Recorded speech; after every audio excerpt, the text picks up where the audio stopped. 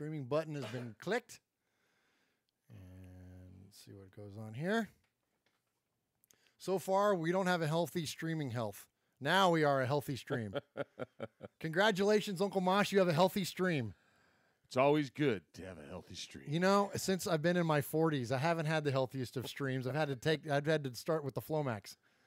Oh, not me. No. I just drink 4 gallons of water before I go to bed. Oh, there you go. Yeah. Well, so I'm up every 73 minutes, but yeah, I'm good. 73? So I can go 73 minutes. That's it, buddy. I can't wait to sleep for 2 hours. Oh, my God. What's up, Raider Bear? Raider Bear's joining us here in the chat already. Appreciate you jumping in. All right, Raider Nation, thank you for joining us here on Raiders Fan Radio. We haven't hit the button yet to start recording. Look at. Wait. I'm so glad I said that because now we are officially recording. But we'll give it a minute for some people to start checking in. Aaron Q Dog Raider is in here in the chat room, Uncle Mosh. My man. There we go. So appreciate you guys checking us out here on the YouTube feed.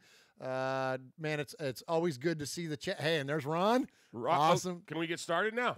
We can officially get started now. Ron is in the chat. He says we better win. I've been talking to an inordinate amount of smack to all the Browns fans. Santi G joins us there in the chat. Appreciate you joining us. Emiliano's not in here yet. We'll definitely look out for Emiliano, our buddy, Big Raider Trucker. But I appreciate you guys joining us in. We're going to go ahead and hit the button here and get this thing started for another fantastic episode of Raiders Fan Radio. Raiders! Turn on a flashlight, flip a light switch, strike a match, just light something on fire. Welcome to Murf's Fan Cave from the Dago Dungeon. Join me, Uncle Mosh, as we join Raiders Fan Radio, taking a lighter journey into the dark side. Okay, we're back. Look left, look right, Balaknikov, a leaking pass, touchdown! We miss you, we love you, and we'll see you in the Hall of Fame. When you have great coaches, then after you have great coaches, you get great players. You have a great organization, and you tell them one thing: just win, baby. Intercepted by Khalil Mack. Touchdown! Raiders! The Oakland Raiders have scored on the most seamless, unbelievable, absolutely impossible dream of a play. Well, I love this team. I think this team can win. What is up, Raider Nation? Welcome once again to another what we hope to be fantastic episode of Raiders Fan Radio. Episode number 96 of Raiders Fan Radio, coming to you live right here from Murf's Fan Cave, from the Murf's Fan Cave Studios, formerly the Dago Dungeon Studios. That's right, here in the South. The weather's turning cold outside. Traffic on the 8s right here in Middle Tennessee. You are so stupid. And you're in your mid-40s. How many times have I tried to destroy your self-esteem and call you stupid over the last 46 years? Well, it depends. If you call me stupid with the D, that destroys me. But the T, that I love it. Oh, yeah, that's stupid with a T is a term of endearment in our family. That's right. You damn stupid. Yeah, it means you might not have done it right, but at least you tried. You know what I'm saying? At least you tried. You gave it your best shot. You big stupid. You All big right. stupid. All right, so anyways, thank you for joining us here on episode number 96 of Raiders Fan Radio. I am your host, Murf, one of the hosts here on the flagship show on Murf's Fan Cave, as we know as Raiders Fan Radio. And that voice you heard, I cannot do this show alone. So joining me from the Murf's Fan Cave desk annex on the south side of the desk, the one and only Uncle Mosh. Uncle Mosh, welcome to the show. What's up, Raider Nation? And I got a little help today. You got a little help today. You have an assistant. You have a co-host. I got an assistant. You have and so we see over your right-hand shoulder, those of you that are watching on the YouTube, you can see. Those of you listening to the podcast, I'll describe it for you. Uncle Mosh has Wilson, the infamous volleyball from the movie Castaway. He has Wilson over his shoulder, and Wilson is outfitted with headphones and a microphone because Wilson is going to be joining us here on this episode of Raiders Fan Radio, because not since the now infamous, Tom Hanks incident of 2015 have there been darker days here on Raiders Fan Radio. No. And so now here we're going to deal with 0-3 best we can. And we thought, well, since Tom is no longer welcome on the show, we would at least welcome in his buddy, his co-host in Castaway, Wilson. And it's a little known fact. Hey. Wilson left Tom after that. He did. That People volleyball jumped off that raft. He was trying to get away. Seriously, because they spent a lot of time together, and a lot of time that they talked Raiders football. And that's right. That's exactly right. That's exactly and right. Wilson knew Tom's heart. He knew his heart. He knew his heart. And it kind of got ugly. It kind of got ugly around here. I mean, once upon a time, he was like the guy we wanted to have, and then things kind of went awry, Yet he is he's getting a little better. He's no longer the number one name, we shall not say. But he's still in the top five. No, that's he's now number 2. Good job, Tom. Aaron Q-Dog asking about what's up, Little Murf. There's a Little Murf for you there. That's courtesy of our buddy. Oh, good. You get your Ken. own doll. I got a volleyball. I don't know which one's weirder. Your wife hates them both. Yeah, and the Little Murf is over there next to my Mikey card. Look, Mike. Not only here we go. I'm going to show this to the YouTube audience. Not only did Mikey send me his card from when he was drawn as a garbage pail kid, but he autographed the back of it. Can we get on with the show? Anyway, so appreciate everybody joining us in the chat. Talked to a lot of these guys already before we got going with the show tonight, so appreciate those of you that are joining us there. If you are ever so inclined to join us live, you certainly can. We broadcast on youtube.com/Murf's Fan Cave. That's MURFS Fan Cave. Hey, and we get some famous folk. We actually do. Good call, Uncle Mosh. Right behind me here, for those of you that are watching on the YouTube feed, I have my autographed number 45 Marcel Reese jersey. Here, let me go to the wide shot there. You can see it up there. We got that jersey week, gosh, I don't even remember what week it was, like but week it was 4, wasn't it? Something like that. And this was not. It was 3 years ago. 3 years ago, the Raiders played at Nissan Stadium against the Titans 3 years in a row. So it wasn't last year, which was 18. It wasn't 17. So it was 16. It was the 2016 season. And I went down, Sonny and I went down, and Uncle Mosh and we were down at the end zone while the Raiders were warming up. And I was wearing that jersey. I just had it on because I like Marcel Reese. And so I was down there in the end zone, and we were watching him warm up, and Marcel was working on kind of like back end zone catches. And I was just watching him, and at one point he kind of turned up and looked up in the crowd, and we just kind of said, like, "What's up, Marcel?" And just like waved at him, whatever. And so he kind of nodded at us, and then he went over and finished up the drills, and then the players were leaving the field and heading to the locker room, and he came and ran like right over to us. Yeah. And he was like, "Hey man, let me get that jersey." And I'm like, "Whoa." I'm like, "Okay." So I took my jersey off, and there was the kids down there getting autographs signed. So I'd elbowed this one little kid, and in a nice his way. wheelchair like went off to the side. Yeah.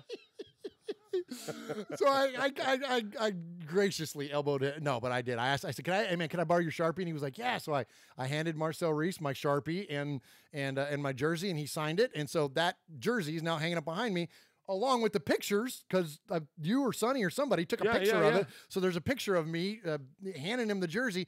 Anyways, all that said, Marcel Reese saw us on Twitter, saw one of the screenshots of our show from this black and white picture of the Fan Cave cam, and he wrote, "I see you, real," in all capital letters on there, and shouted us out. Like, that was so freaking cool, man. That was really cool. That was so cool this week that Marcel at least is aware of us and of our show here, and because we were, big fans of his for a long time. Always have been. Always have been. I think a highly underutilized player, and I think that he was just a matchup nightmare. And when we could use some of those end zone practice catches. I know, right? Yeah, we could use Big 45 right now. I'm telling you. And not that Keith Smith is not a great fullback, but Marcel had a whole different dynamic. I mean, the guy was a wide receiver in college. Right. He was like a tight end, basically, like an athletic tight end, and he played fullback. So it was just, anyways, I digress. All right, so yes, episode number 96 here on Raiders Fan Radio.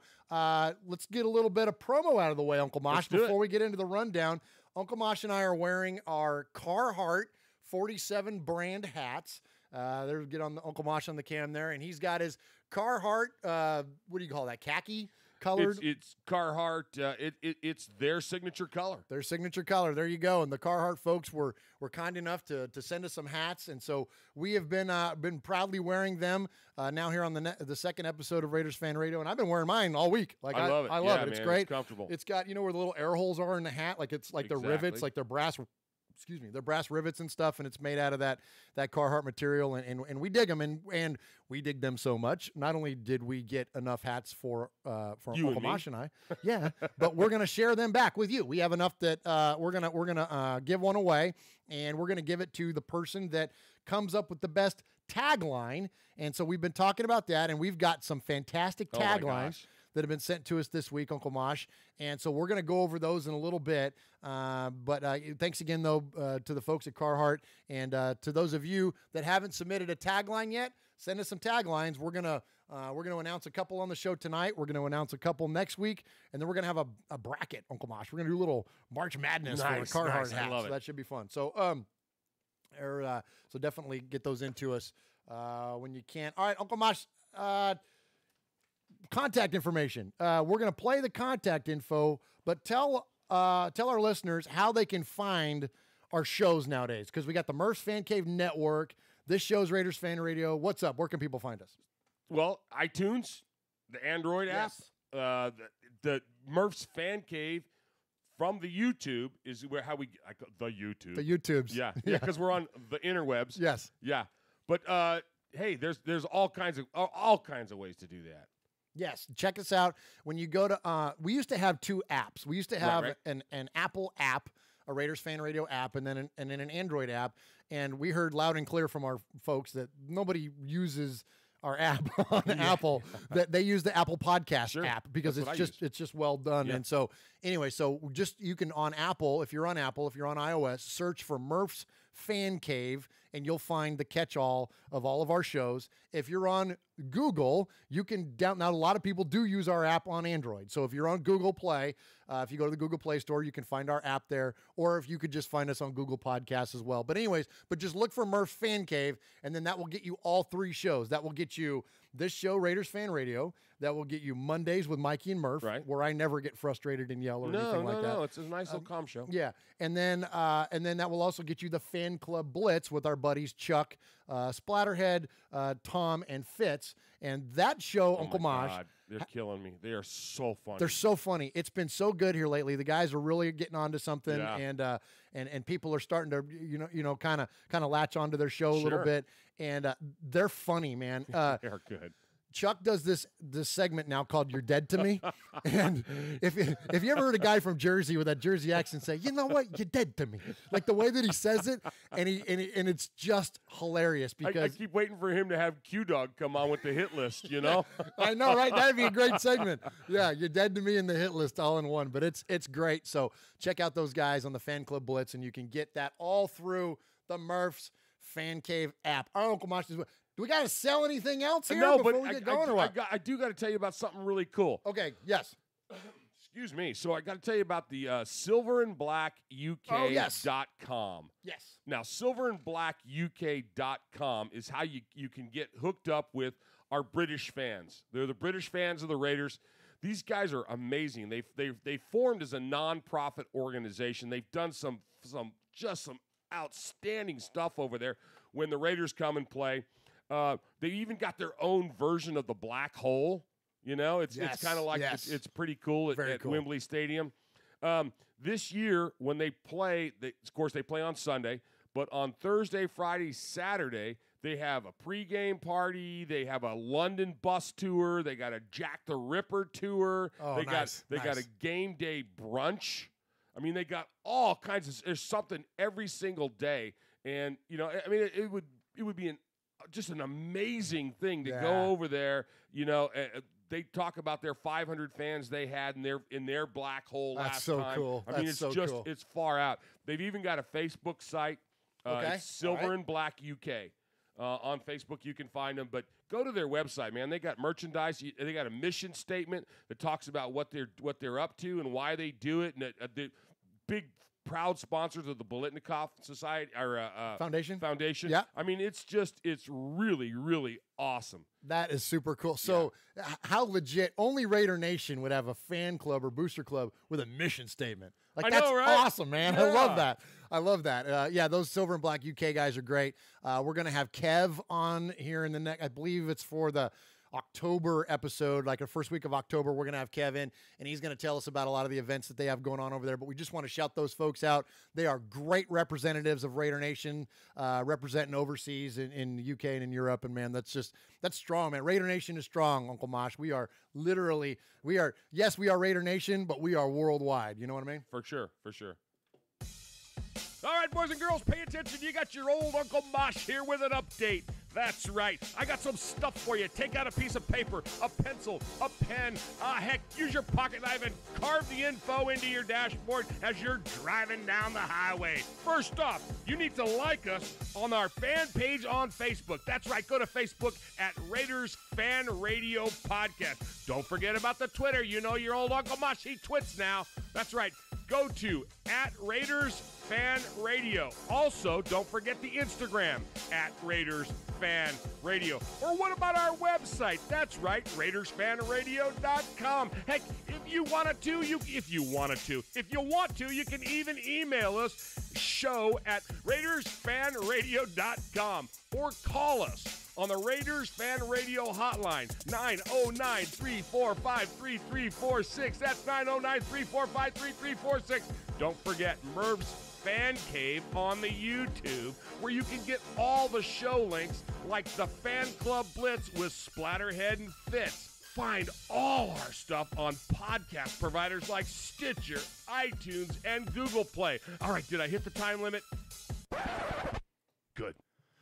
All right, Uncle Mosh, as far as a rundown goes, so today we're going to do, of course, we're always going to honor a player, as we do, and this is episode number 96, and I think it's probably fairly obvious what player we're going to talk about today. Then we're going to get into our 4-minute offense. Then we're going to do a fun segment about the inspiration behind a famous comedy skit. Then we're going to get into the Raiders-Dolphins game, because we gotta. Then we're going to hear a little bit from our, we tend to latch on to players at times. Like, I just got done rhapsodizing about freaking Marcel Reese for 20 minutes. We're going to talk about our new favorite cornerback, Rashawn Melvin. We're going to hear from him.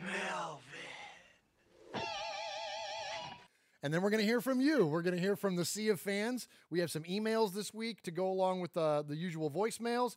And then we're going to resurrect an old segment here on the show. Mm-hmm. We're going to go here. We're going to get into 3 reasons. If you remember 3 reasons, that is when one of us gives you 3 reasons why the Raiders are going to win. And then the other one of us gives you 3 reasons why we think the opposing team is going to win. In this case, it's going to be the Cleveland Browns. So, and then we trade those off. So one guy gets to defend the Raiders one week, and then he has to defend the opposing team the following week. It's never fun to defend the opposing team. And Sonny used to always rig it, so I always had to defend like the Broncos or the Chargers or I always had the division people. I'm like, what are you doing to me? Like, I got to defend the Chiefs? Like, you're killing me. All right, and then we are going to our new most popular segment here on Raiders Fan Radio. We're going to hear who has been tailgating too much. A lot of good feedback on that segment here, Uncle Mosh. People are digging the folks that are tailgating too much. That's when we take some audio clips, some vocal tracks, we plug it into our software, pitch it down, make the people sound like they've been drinking, and then we get to hear what they have to say. And Uncle Mosh, we are going to hear from the most famous Raider this week. I'm going to tease this. Little tease right the most famous Raider and one of the most famous made men here on Raiders Fan Radio. That's right. So that should be fun. All right. So first segment, we're going to talk about the player that we're going to honor this week. Uncle Mosh, we are going to honor number 96, Darryl Russell. I don't think that's a surprise for those of you that have been a fan of this team for a while. Darryl Russell played for the Raiders between 1997 and 2001. Tragically lost his life in 2004 when he was the passenger in an automobile accident. Very, very sad story. But in terms of his playing career, had a great run with the Raiders from 97 to 01. Uncle Mosh, he had 10 sacks in 1998 and 9.5 in 1999. That is a lot of sacks for an interior defensive lineman. I mean, he was just a dominant player. Just a stud. Just a stud, absolutely. Played his college ball at USC, two-time Pro Bowler in 98 and 99, AP first-team All-Pro in 98, AP second-team All-Pro in 99, won the Morris Trophy when he was playing at SC, and he was also a high school All-American in 1993. And as I mentioned, it was sad that he was taken from us early, but he was part, Uncle Mosh, of those teams, those early Gruden teams that kind of brought the Raiders back, that brought the Raiders back to prominence, back to relevancy, I should say. I'm going to play an audio clip, and I've cut this way down, but this is the game in 1999. I remember watching this at your house. It was not long after I moved here. And we watched this game, and it was a 99 season. It was the year 2000, so this was right after Y2K and all that stuff, right? Yeah. Millennium was released, and everybody was getting jiggy with it, right?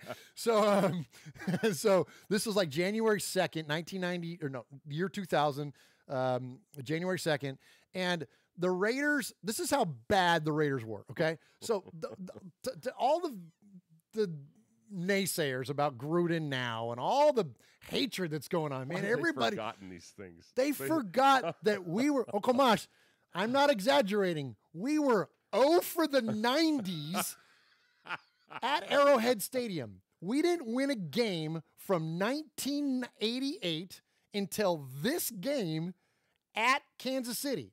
We were 0 for a decade, folks. Just when you think you have it bad, the next time you want to complain about John Gruden, remember, you were 0 for a decade. We got folks jumping ship after 3 weeks. And, I mean, 10 years. It was awful. And so, anyway, Darryl Russell, Zach Crockett, Tyrone Wheatley, of course, Rich Gannon, and there was so many members of this team that helped bring the Raiders back. And here's the thing that was unique about this game. It came down to week 17, and the Chiefs had a shot to make the playoffs. All they had to do was win. And the Raiders went into KC, and we beat their ass at home, and they went home, and we went home. And Darryl Russell, I said all that to say this. You're going to hear the name Darryl Russell in these clips, and unfortunately, I could not find the full audio clip of him walking off the field.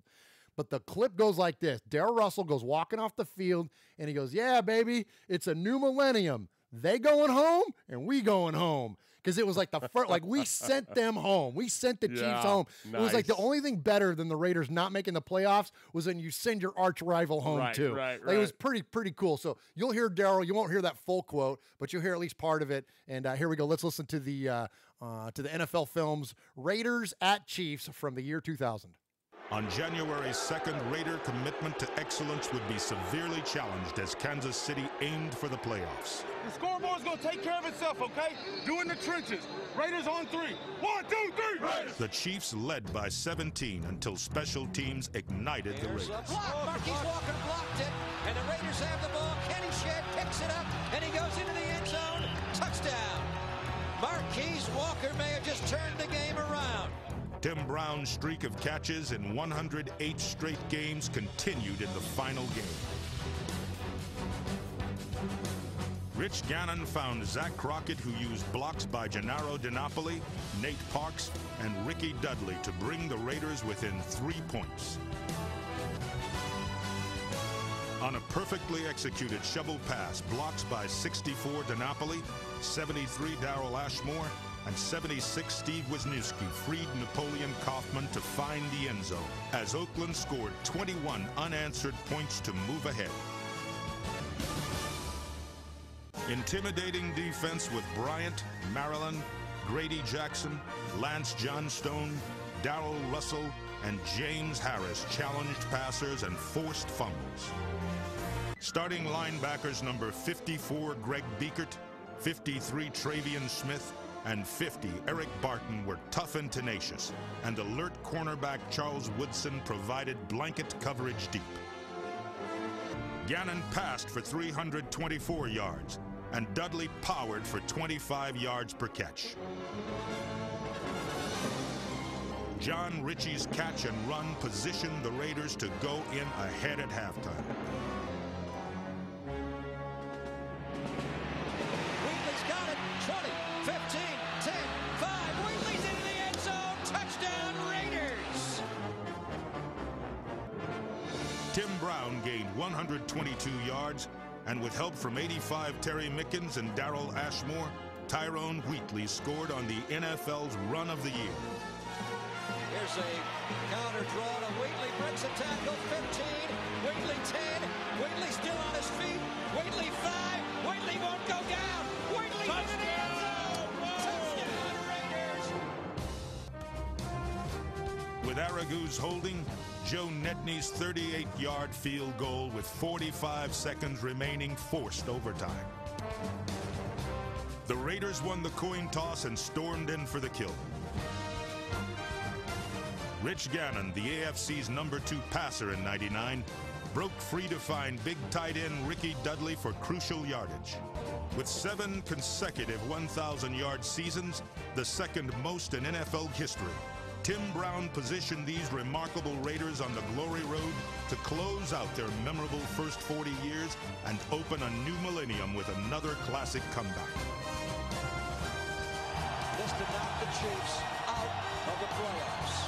Good snap, hold down, Nedney has it away, and it is good! The Oakland Raiders are storming onto the field in wild jubilation. New millennium, baby. It's over with. Straight up. All right, there it is. Ends with Darryl Russell there. And then right after that, he says, they going home, we going home. And I wish I could have found that. If somebody's got it, please shoot me a link to that because it's just such an awesome quote. So, Uncle Mosh, so I mentioned they were 0 for the 90s. They had also beaten us 18 of 20 at that point. I mean, the Chiefs just owned us, man.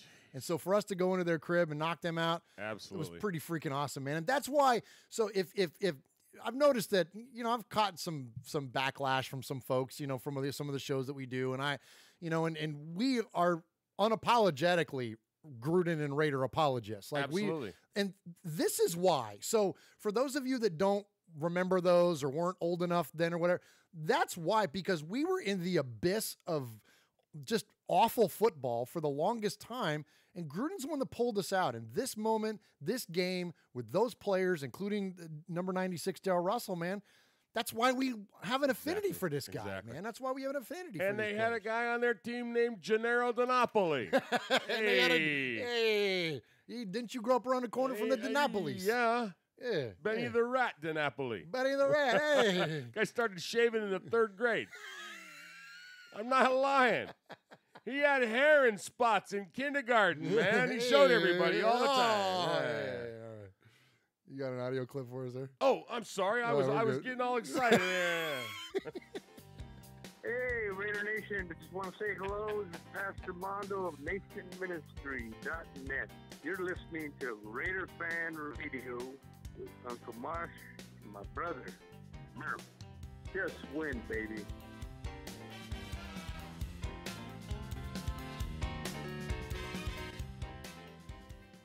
All right, Uncle Mosh, next up here on Raiders Fan Radio, we have the 4-minute offense. This is where we take 5 Raiders stories and cram them into a 4-minute window in order to keep us on time, because otherwise we'll be here all night long talking about the Raiders.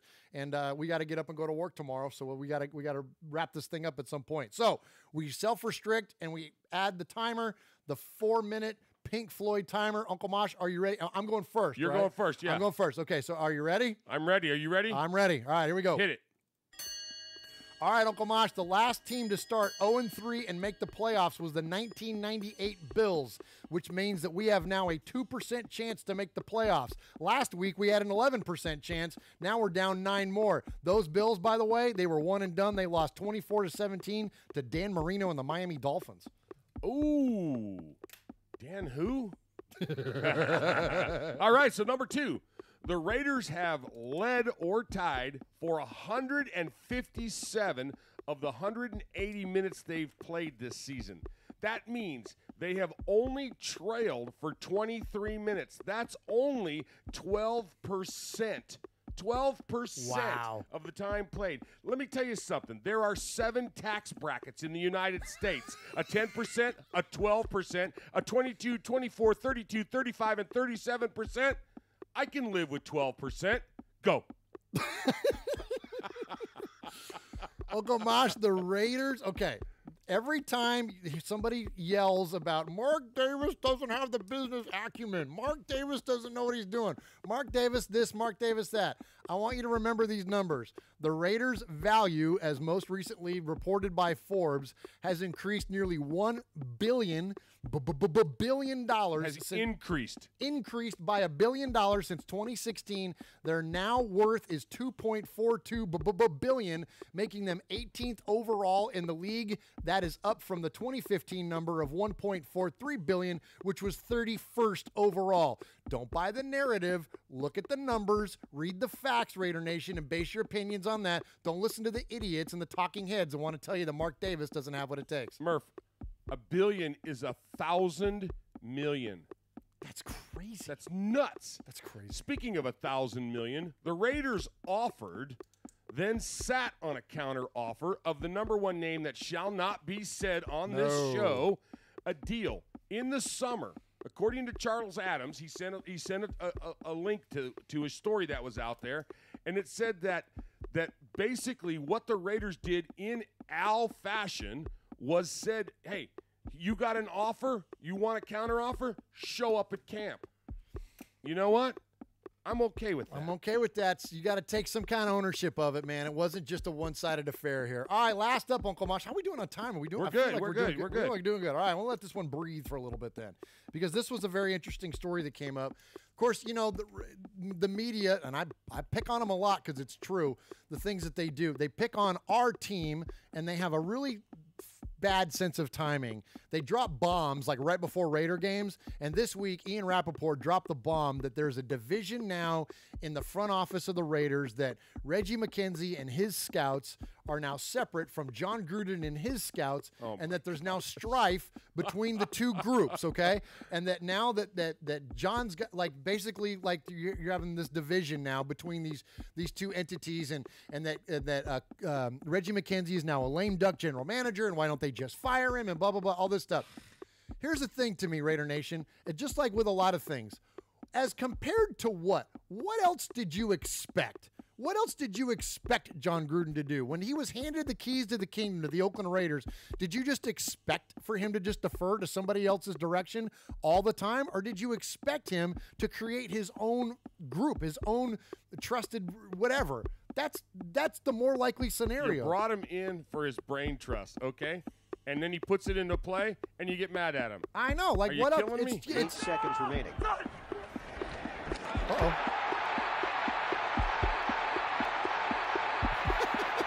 There it is. And they'll run out of time. And it costs. Well, it's a rookie mistake. But right here, he's got to go down. Jeez. Could we get any more sound effects to go off all at the same time there? All right, I get it. We're done. Jeez. Woo. Oh, that was fun. That was pretty fun. Yeah, so Uncle Mosh, I mean, let's I know that segment's over, but I want to pick your brain about like, you know, in the professional world, you know, somebody says like, oh, that costs too much. Okay, well, as compared to what? You know, or, oh, that thing sucks. Okay, well, as compared to what? Like what?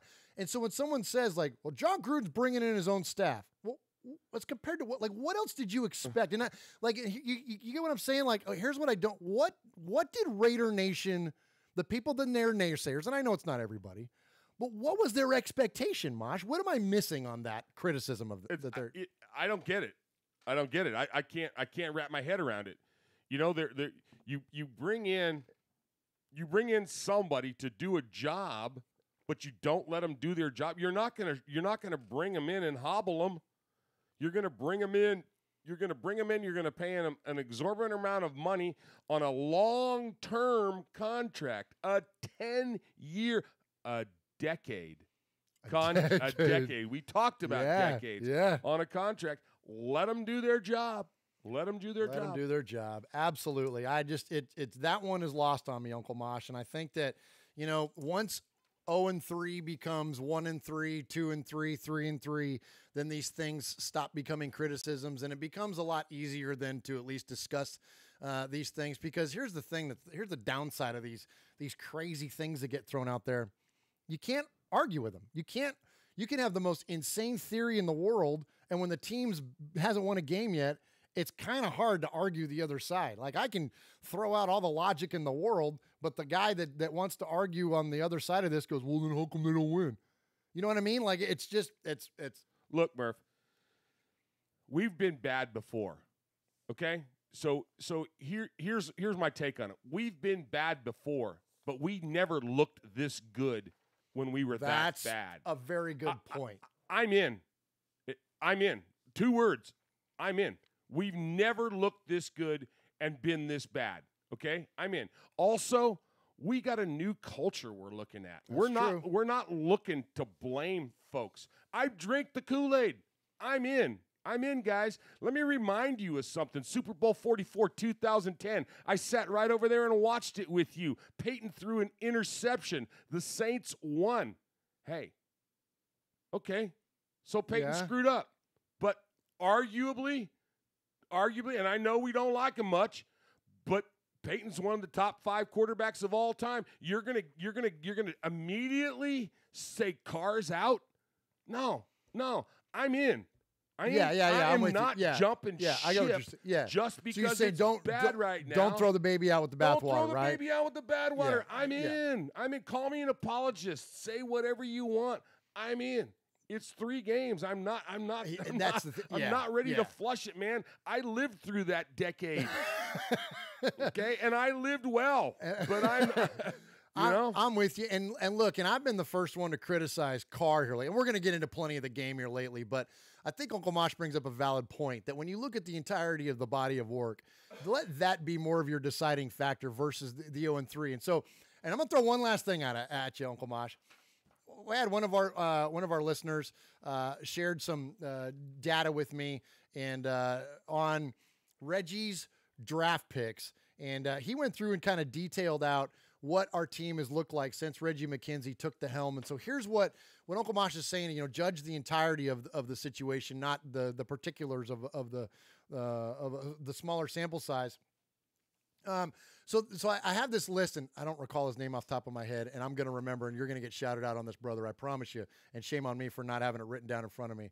Uncle Mosh, so he sent me this list, and it's a list of Reggie's draft picks. And now look, this is by no means any kind of scientific approach, but I think that the ones that want to just completely criticize Gruden right out of the gate and completely criticize everything he's done with personnel, I want you to think about something here.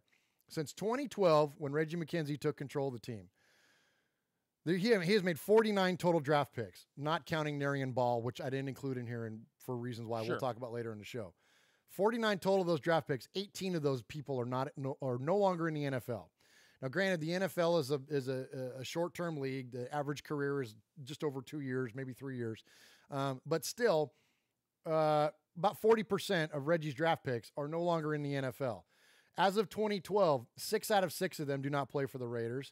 As of the 2013 draft class, 10 out of 10 of them do not play for the Raiders. The 2014 class, 5 out of the 8 are no longer Raiders. The 3 that are, Derek Carr, Gabe Jackson, and Justin Ellis. Okay?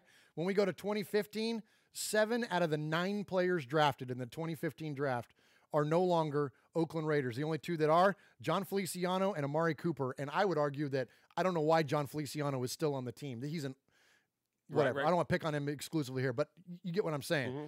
As a 2016 draft, Carl Joseph, Shalik Calhoun, and DeAndre Washington. Those 3 players out of the 7 are the only ones that still remain Raiders. And then as of 2017, 6 of the 9 players drafted. That was last year before last, Uncle Mosh. And 6 of the 9 players are no longer playing for the Raiders. And one of them, Jalen Ware, is not even in football anymore. So when you look at the body of work, I'm not using this as an opportunity to pick on Reggie. But what I am saying is that don't bash Gruden for clearing house a little bit, because This is not all Gruden stuff here. Nope. All this list of players that's all right here, these are not Gruden's players, and a lot of these players were gone way before John ever arrived. So don't, like we always tell you, look at big picture. Don't look at the small sample size. You got to do it, Raider Nation. You got to do it. All right, Uncle Mosh. Let's see. We got 7 minutes, so we go ahead and get to the next story here. You got an audio clip for us? Absolutely. You going to go on with that one, or are we going to go to Key and Peele? Let's go to Key. Yeah, let's do Key and Peele. We got time. All right. So, So here's my segue. Segue. So, for those of you that are familiar with the comedians and the show Key and Peele that used to be on Comedy Central, very, very funny show. Those guys are both incredibly talented, and in fact, I just saw the other day that where Jordan Peele is now going to be the host of the reboot of Twilight Zone. Oh, no way. Yes, that's going to be legit. Gosh. Yeah, so Great. Hopefully they don't remake old episodes. No. He's a very creative guy, and I would imagine he's going to do his own thing. But I don't know if you saw the movie Get Out or not, but it's amazing. It's a really, really good movie. Okay, so, and that's all Jordan Peele. But anyways, but before all that, they had this comedy show on Comedy Central, and one of their most famous bits was this East-West game where they had players introducing themselves, okay? So the story is that Keegan-Michael Key told Jordan about the players. They're watching a game together, and he was telling about the players. And in particular, the name D'Brickashaw Ferguson came up, and he got a big kick out of the name D'Brickashaw Ferguson. So something happened, and you're going to find out why this is Raider-related in a second. Something happened, and then they ultimately led them to put all these names together, and now they have this skit that's one of the most famous skits you can find on YouTube. It's got like 47 million views or something crazy like that.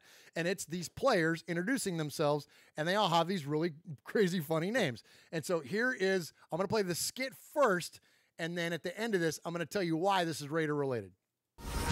Hi, everybody. I'm Dave Stasson, alongside Jeff Worthing, and welcome to the annual East-West Bowl, as we get ready to watch some of the best college players in the nation showcase their skills in a classic showdown between East and West. And there really are some characters on this year's squads, aren't there, Jeff? That's right, Dave. It does seem like the most flamboyant personalities came to the forefront, and they are here. Let's meet the players from the East.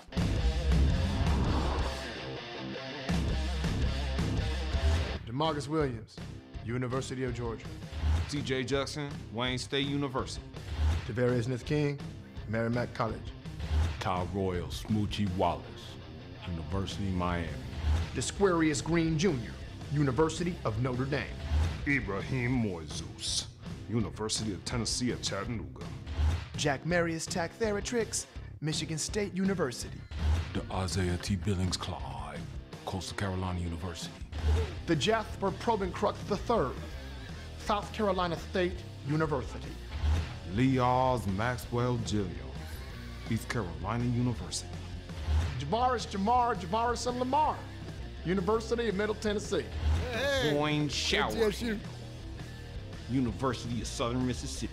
Hingle McCringleberry, Penn State University.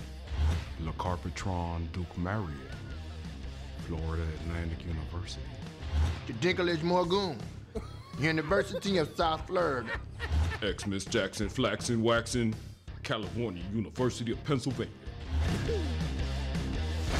We're going to be looking for big plays all game long from Tyrol Smoochie Wallace. And let's not forget the tight ends, Ibrahim Moises and Hingle McCringleberry. They've both had amazing seasons. That's right, Jeff. Now let's meet the players from the West.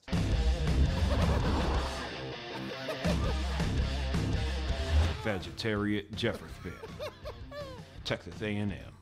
The Gloucester Hot Dunkerchud, University of Wisconsin. Swarthan L. Gooding Splat, Saskatchewan University. Quatchvo, San Jose State University. Oshmataz Buckshot, Stanford University. Visa 12 Washingbeard, Jones College. Shakira Kwan TGIF Carter, University of Northern Arizona. X-Wayne at Aliciousness, Missouri Western State University. Sequester Grundleplith MD, Adams State. Scores Velociraptor Malois, South Dakota State University.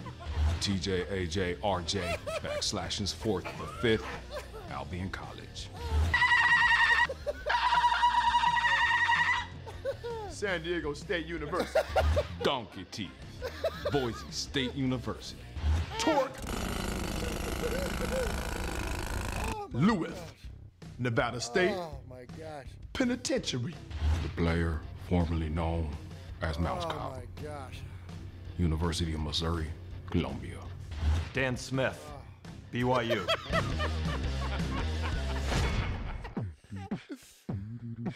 Oh my gosh, it's the funniest thing, Uncle Mosh. You gotta see it. You gotta see it on the YouTube. Oh my gosh, it's so funny. It's so funny. All right, and I love how he throws. He says University of Middle Tennessee. It's actually Middle Tennessee State University because Uncle Mosh and I are alumni. Yeah, that was. It's just so funny. Okay, so why do we play that? Well, it came out.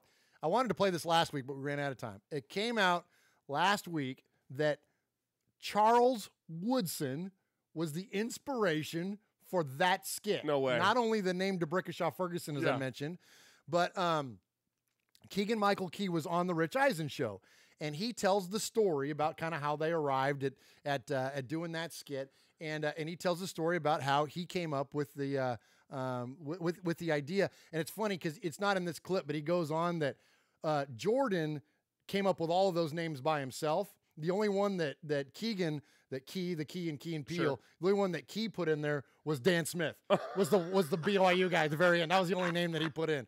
So anyway, so let's listen to him talk about how Charles Woodson inspired that skit. And I remember watching a Monday Night Football game where the Oakland Raiders were playing. And they said, and now, ladies and gentlemen, now, the defense. And they're showing the faces come up, and the guys are all saying, my name is my name. Went to this school. My name is my name. I went to this school. And then they get to Charles Woodson. And Charles Woodson goes, Charles Woodson, safety. You know the school. Now, of course, I know the school, and Rich knows the school. Yeah. And Jordan said, no, he didn't. I said, yes, he did. Now I'm exaggerating. Okay, it could have been 3 days, it could have been a week, but I'm just going to say for the sake of the story, the next day I come into the office and Jordan's like standing there and he goes, "Take a look at this. Tell me what you think." 5 pages of all of those names. I said, "What did you do last night?" Isn't that great? Oh, that's great. So absolutely. So Charles Woodson was the inspiration. Gosh, Mosh, my glasses are fogging up, cracking up. Man. It's so well, let's funny. give you a break. Yeah, here. give me a break here. Let's go ahead here. So yeah, good deal. Glad to know that Charles Woodson and the Oakland Raiders inspired one of the funniest football skits there is.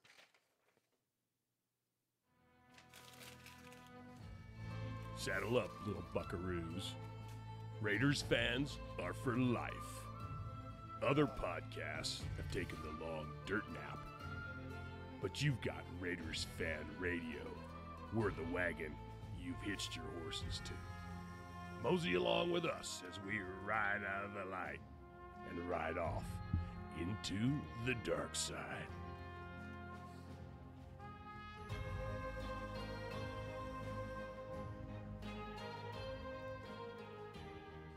All right, Uncle Mosh, let's go ahead and get into some Raiders Dolphins post game. Because again, we gotta, before we get into some of the post game conferences, Mosh, and the interviews, we got a few. We're gonna hear from Marshawn. We're gonna hear it from DC. We're gonna hear from Gruden. We're gonna hear from Kelechi Osemele. Just give me your, just your overall feel of how that game went, Mosh. I kept waiting for the other shoe to drop, and I was excited when it didn't. You and I sat here and we were fired up, man. We were making plays in the fourth quarter.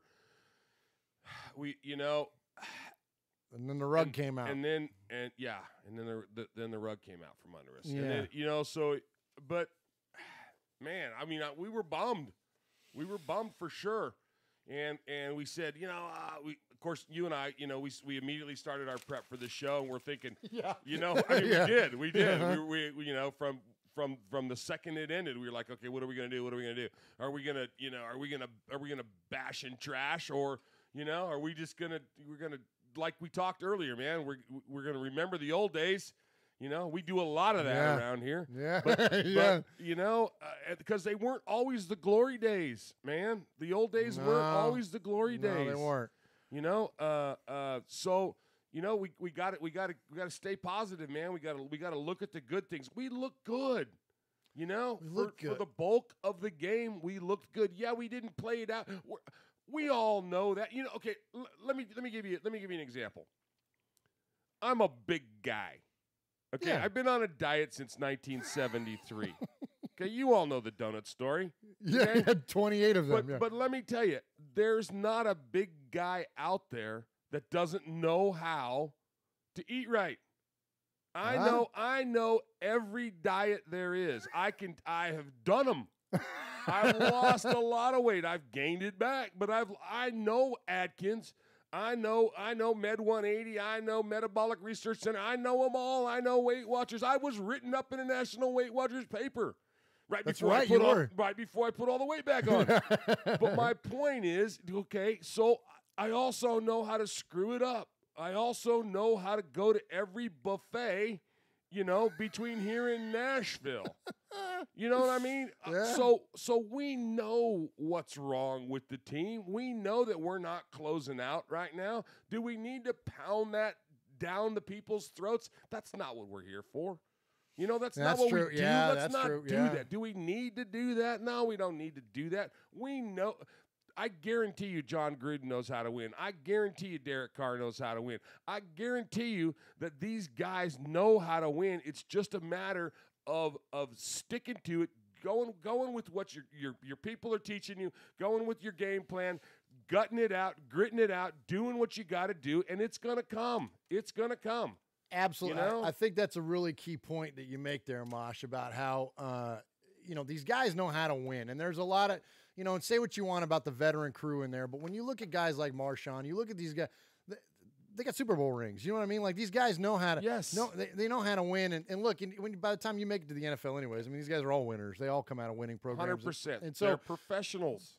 Absolutely. And so, you know, a couple things there. So, you know, when you listen to the players, and we're going to hear from them a little bit here, when it comes to the criticism, when it comes to the, you know, look, I get it. We're 0-3. I get it why people are upset.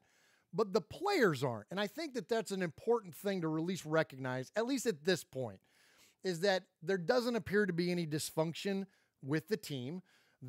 Everybody's still in it. No one's given up. No one's taking shots at each other in the media. It's no not one's, Cleveland, Murph. Yeah, yeah. You know what I'm saying? But it's like it's so when you listen to the messaging is still on point. Yep. And so I think that's an important thing. Now, with all that said, you know, there was a couple things in that game that were brutal, that, you know, our roughing the passer that was roughing on us and not on them. I mean, that's something that you certainly can't control. When it comes to the controllables, you know, look, in the moment, and I still feel this way, Derek Carr's got to have better situational awareness on 1st and 10 on the 14-yard line with the game on the line than to throw an up-for-grabs ball like that to Martavis Bryant. You know, you can argue that, well, he's used to Crabtree and he's used to, you know, being able to trust his receiver to come down with that. There's something to that, but there's also a lot to be said for, look, man, you just got to know that that's not the pass you need to throw in that moment. And frankly, if you're going to throw it to where it's in the back of the end zone. Don't throw it up midway through the end zone where the receiver and the defender got to come back for the ball. It just wasn't a good call. You know, nobody wishes they had that pass back more than him. That's exactly right. And nobody. That's exactly right. And nobody owns it more than he does. That's exactly right. Absolutely. And so, you know, I don't want to necessarily beat up on him, but look, even Tony Dungy. Look, Tony Dungy is not the pile-on kind of guy. Tony Dungy is a very amicable critic. Like, he's not one that just, you know, he's not a freaking Stephen A. or a Skip or Shannon Sharp or whatever. He's not one of these guys like that. Tony Dungy is a very calculated, very, you know, intelligent man. He's a legit guy, He's legit, man. We love Tony Dungy. And so anyways, when you listen to what he said, he says it. You're not a young quarterback anymore. You're a veteran. John Gruden is going to put the ball in your hands in big situations, and you can't throw an interception on 1st down. Tony Dungy would have told that to Peyton Manning. Absolutely. He would have told it to freaking Derek Carr, and he did tell it to Derek Carr. So you do got to have an awareness. So DC doesn't get a pass on this one. He's got to do better, but I think he's capable, and that's the thing. And like in what you said, no one's beating himself up more than what Derek Carr is. So, you know, that was really just kind of the couple things that jumped out at me, you know, other than some of the defensive lapses. You know, Q-Dog, man, your guy Reggie is just killing us, man. I don't know if he got fooled or he bit on something on that touchdown pass into the end zone, and he had nobody had a better view of that touchdown than Reggie did. But we'll get into more of it as we hear your calls. We're gonna have a lot of folks talking about the game when we get to the sea of fans. But I think it's just important that when we like what Mosh said, there's no moral victories, but it's a better looking 0-3 than what some frankly winning records were of his team were in prior years. And again, then the players are not losing it. The players are still hanging in there, and that's exactly what you want to hear from them. And so let's start off and go to beast mode. Let's go hear from Marshawn. How did you feel out there today in the hot? You seemed like you still had it late in the game. Had what? Had like all your energy. You weren't fatigued at all late in the game, even though the heat was thin. The game was on the line. Just want to make plays, Chief. Why do you feel like it's been a challenge for this team to close out games this season? To be honest with you, big dog, I think we just like a play away, a check away from being probably the most explosive offense in the league. And I mean, it comes with time and it comes with preparation. And I mean, I don't think we're gonna stop doing that. So, at any given moment, it can click though. What's important for this team moving forward down 0-3 in terms of just getting out? I think what's going to be most important is that we rally behind each other, though. You feel me? More than anything. I mean, if you get into on the outside looking in, it look terrible, but we know what we got in this locker room. So I mean, if we get behind each other, you feel me? I think we'll be able to turn it around, though. As a veteran, that's what you have to kind of preach to some of these young Excuse guys. me? As a veteran, that's what you have to kind of preach to these young guys. No, I think it's more so just as a football player and being a team player. Because, I mean, we all know what we're capable of. And, I mean, at any given moment, like I said, though, we just play away from it. And most of our players is playmakers. So it only takes to step out of one tackle or, the one juke move or a spin move, and, we have a different ball game. Murph, for a guy that's known for not saying a lot, in that 97-second clip, he spoke volumes, bro. He spoke volumes. Volumes. Absolutely. I couldn't agree more. As Jim Rome would say, man's game right there. Seriously. Like that is legit, man. That's one of the, I mean, like Marsh says, Marshawn's not a talkative guy. You certainly don't hear him that matter-of-factly address things that are going on, and the way that he addresses what the chemistry is and the feeling of the team. I mean, look, man, I don't. How can you as a Raider fan not be encouraged by that? And then when you look at on the field, Marshawn has gained 90% of his yards this year after first contact. He ranks third among all NFL running backs with 30-plus carries through week 3. We were cracking up. Is he not the most fun to watch? Oh, my gosh. Like, he is the most entertaining Raider right now to actually play the sport. He was trucking dudes, man. He was amazing. He was amazing. It was great. He's fantastic, man. I just, I'm thankful that he's the right guy for this team right now. Sure. Like, he's the right, he's taken up, and I don't know if it was the absence of that player that should not be named or what, but he's definitely taken up the leadership role. Absolutely. You can see it. Maybe that's because he knows that Derek is struggling a little bit, so he's kind of stepping him and putting himself up there at the forefront. And I think it's awesome, man. It's so cool to see, and we are definitely thankful for Beast Mode, no doubt. And like he says, it's gonna happen. It's gonna click. They're literally a play or two away. Exactly. We're literally a right tackle of any kind of competency away from winning this football game. And I don't know if you saw what some of the tape was, on the who is it that replaced Donald Penn, but I mean Cameron Wake was just owning him, man. I mean it's just so. Anyways, all right, I digress. I want to get into I don't want to go from beast mode to gripe mode. All right, let's hear from our quarterback. Let's hear from Derek Carr. Well, I've been a part of years where finishing was easy, right? And the beginnings were the problem, and this is just what we have to deal with right now. So I think that we need to finish our practice better, finish our lifts better, finish meetings better, finish everything better, because clearly we're doing a good job at the beginning, right? But I think that we can finish in all phases better, and I think that's what's going to put us over the hump. It's no secret. We're running the same plays, we're getting the same looks and all those things. We just got to, I think the little things we need to finish better, honestly. you know, we were moving the ball again, third week where we're moving the ball. You know, we had a good plan, and we had some good routes and good things going on and good runs and all that kind of stuff. But when we got down to the red zone, I think that'll be a point of emphasis for us, just to finish those drives.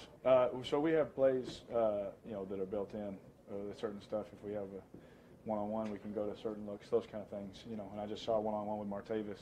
You know, obviously he was hot, he was doing some good things, and just gave him a chance, just like I have, you know, 100 other times in my life.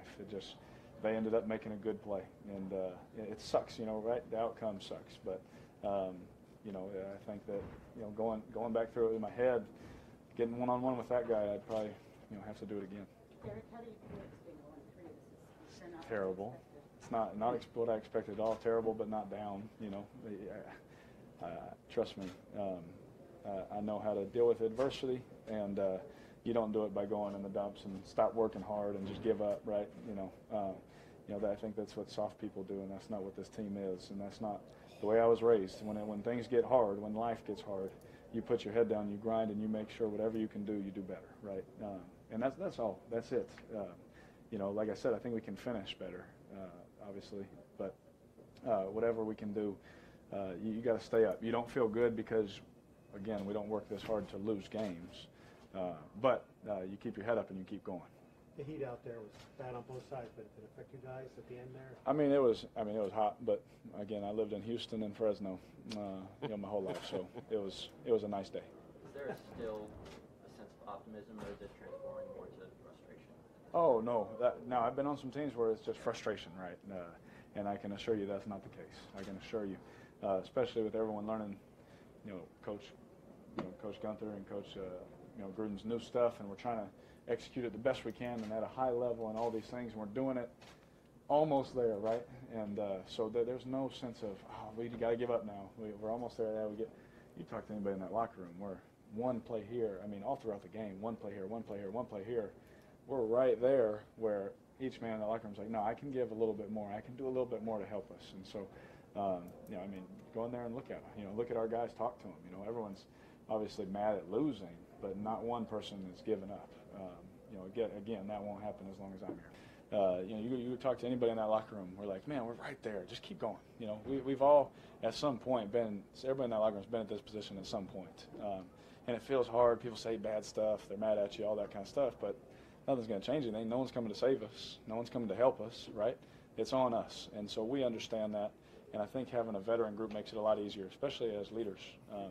You know, you don't necessarily have to go to every guy and make sure they're all right. Make sure, hey, keep going, keep doing the right thing.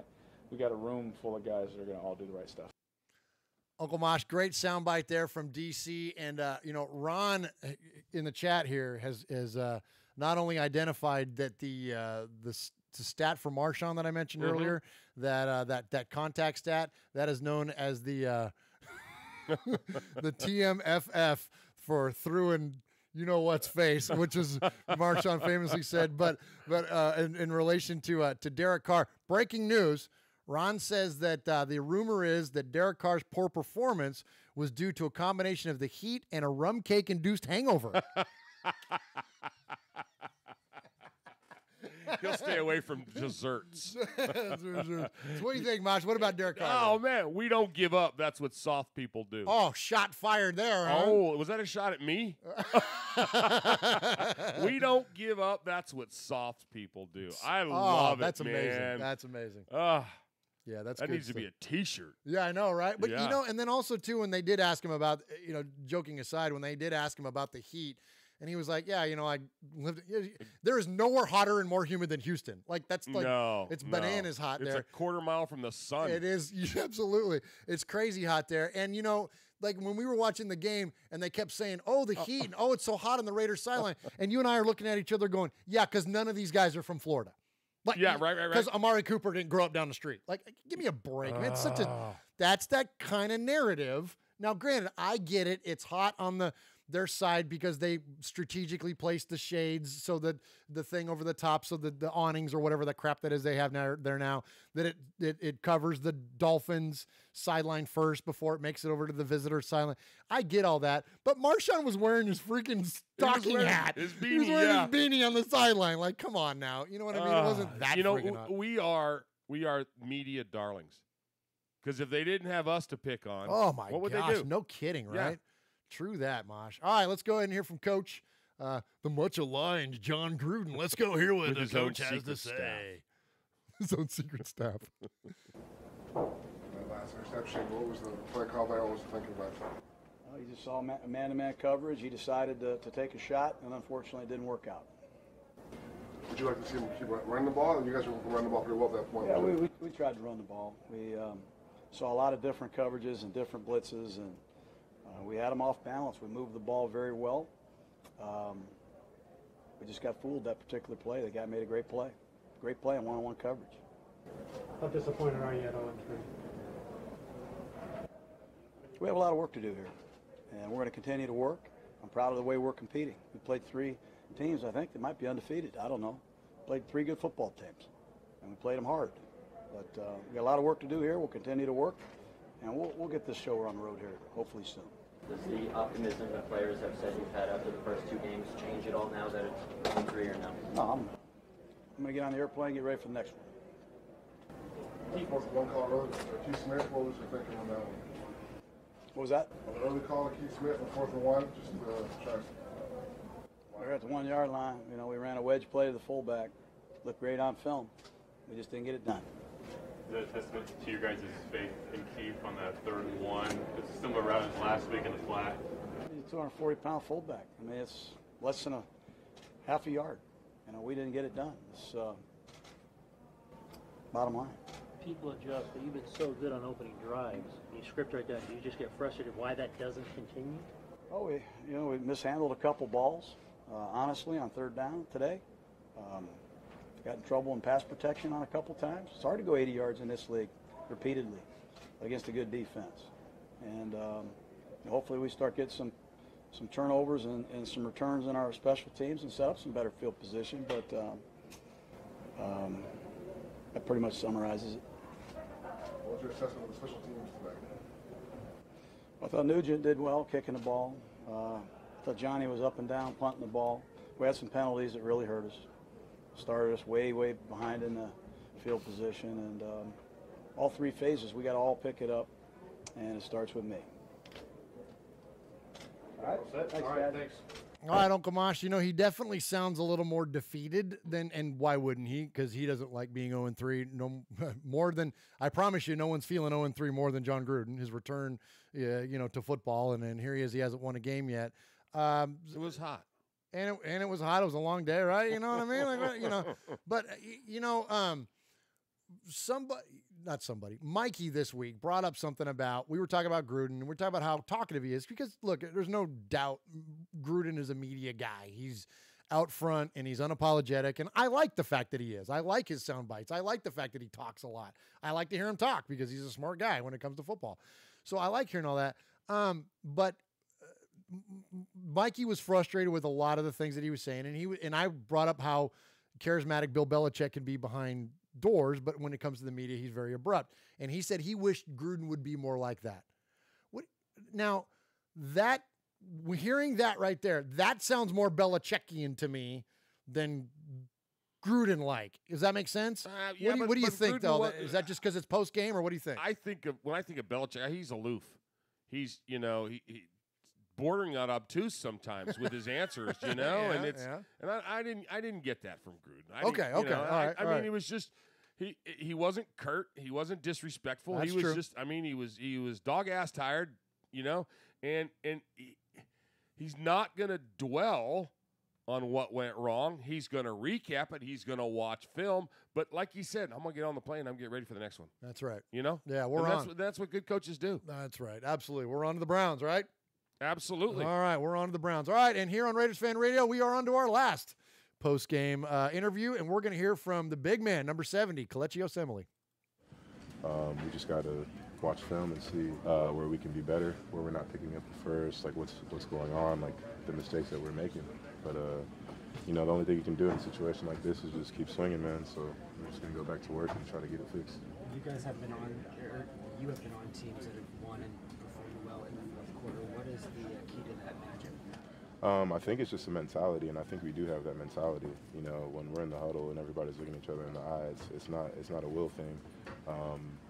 You know, it's just not coming together. You know, we just got to watch film and figure it out and keep working, keep plugging.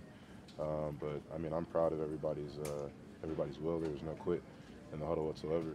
So the willpower is there, the mentality is there, the mental toughness is there.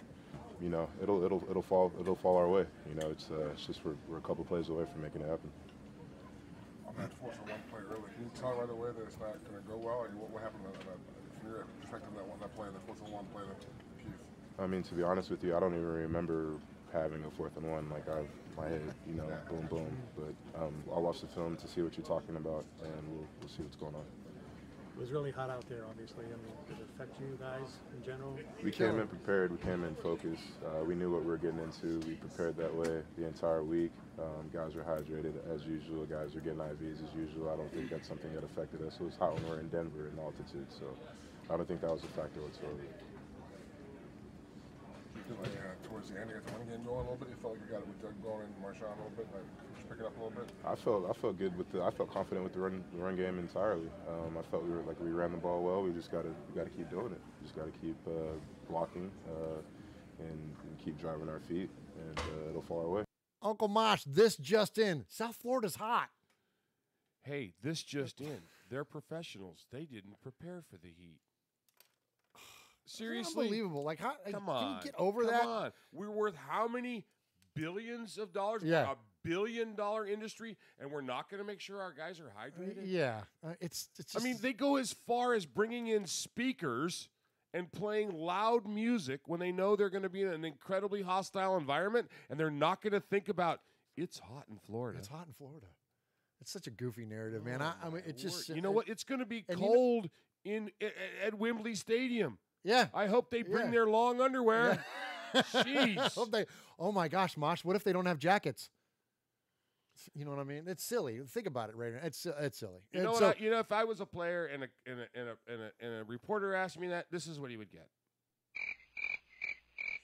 Absolutely. Or how about look, I love Vic Tafer. He's been on this show before. Yes, twice. Yes. He's been on our old show that we used to do called the Sports Dagos. Vic Tafer, how many times are you going to ask the question about 4th and 1? All right, dude, we get like 4th and 1. It didn't work. Enough. It's killing. All right, something else I want to bring up. All right, so here in the chat, some guys are talking about, first off, everybody in the chat, thank you for joining us. I'm sorry I don't type in there a lot. I talk with my hands and trying to run the podcast and all that good stuff. So I'm not able to answer in there, but I do want to shout you guys out and thank you, Charles Adams, Raider Joe, Dell Jr., Now You See Me. Of course, Ron is in there, Mean519. Appreciate everybody joining us in the chat. And Uncle Mosh, in the chat, they're talking about Amari Cooper a little bit. And they're talking about that one pass that he dropped. You know, that one where he was sprinting down the sidelines. Not the one deep where he kind of gave up on the route. Oh, right. That one was rough. But the one where he was running down the sideline, he had to step on the defender, and it just went right through his hands. That one hurt. That hurt. You just can't drop that pass. You know, and we kind of thought Amari was over the drops. Clearly, he's not there yet. He's not where we would want him to be. And he's due a contract coming up. And so the Raiders are going to have a decision to make with him. And here's what I would like to say is that in looking at a lot of the stuff that came out of the weekend, you know, the cornerback that was on him all day, Xavier Howard, he only allowed 1 reception on 3 targets for 8 yards when he was defending Coop, okay, during that game. So this kid is pretty solid, that Xavier Howard. So here's what I would like to see is that when Coop is typically on the outside working those kind of routes, that's a lot of times where we see him have those dropsies. Now, I know he's had them dropped all over, and I don't have it charted every time he's ever dropped a pass. But generally, he seems to do better inside. And when you look at the numbers, Mosh, when Coop plays in the slot, when he lines up when you look at the 2017 numbers, when he lines up at the slot, he's targeted 31% of the routes, which makes him the second most targeted wide receiver in the NFL, only behind the Saints' Michael Thomas. That is huge. Those are big numbers. 31%. That means he gets open when he plays in the slot and plays in the middle.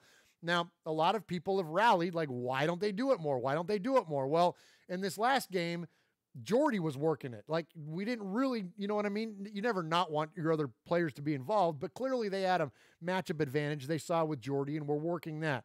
But I'm going to say this, that I would say we should, as fans, expect to probably see Amari start working the middle of the field more often. You know, I think that when we see some more production over the middle of the field, that's not only going to help him out quite a bit, but it's going to help our team out. Like, those are the 3rd and 7s, right? Right. That's what exactly. you know what I mean? Like the 3rd and medium distance, you work those slant routes, you work those comebacks, you work those middle routes. That's like where if you What's think killed us the last 3 weeks. Yeah, oh my gosh, I know, right? You know, and you think about some of the greats that have ever done it. You know, you think about like guys like Welker or Edelman or, you know, Doug Baldwin. You think about these guys. That's what maybe that's what Amari needs to be. Maybe he doesn't need to be a number 1 all the time. Maybe he needs to kick inside. I mean, you know, the Raiders move people around all over the line of scrimmage, so why not maybe try to take advantage of that more? I don't know. That's just Murph speculation and maybe something that we'll see. Send an email to John. Yeah, I will. I'll get right on that. Okay. I'm looking for it. Hang on. This is really riveting podcasting right here. I got the button. Hit the button. Hey, this is Pete Koch, former Los Angeles Raider. Yeah, back in the old days, baby. And you're listening to Murf and Uncle Mosh, who happens to have the same hair as me. Check it out, Raiders Fan Radio.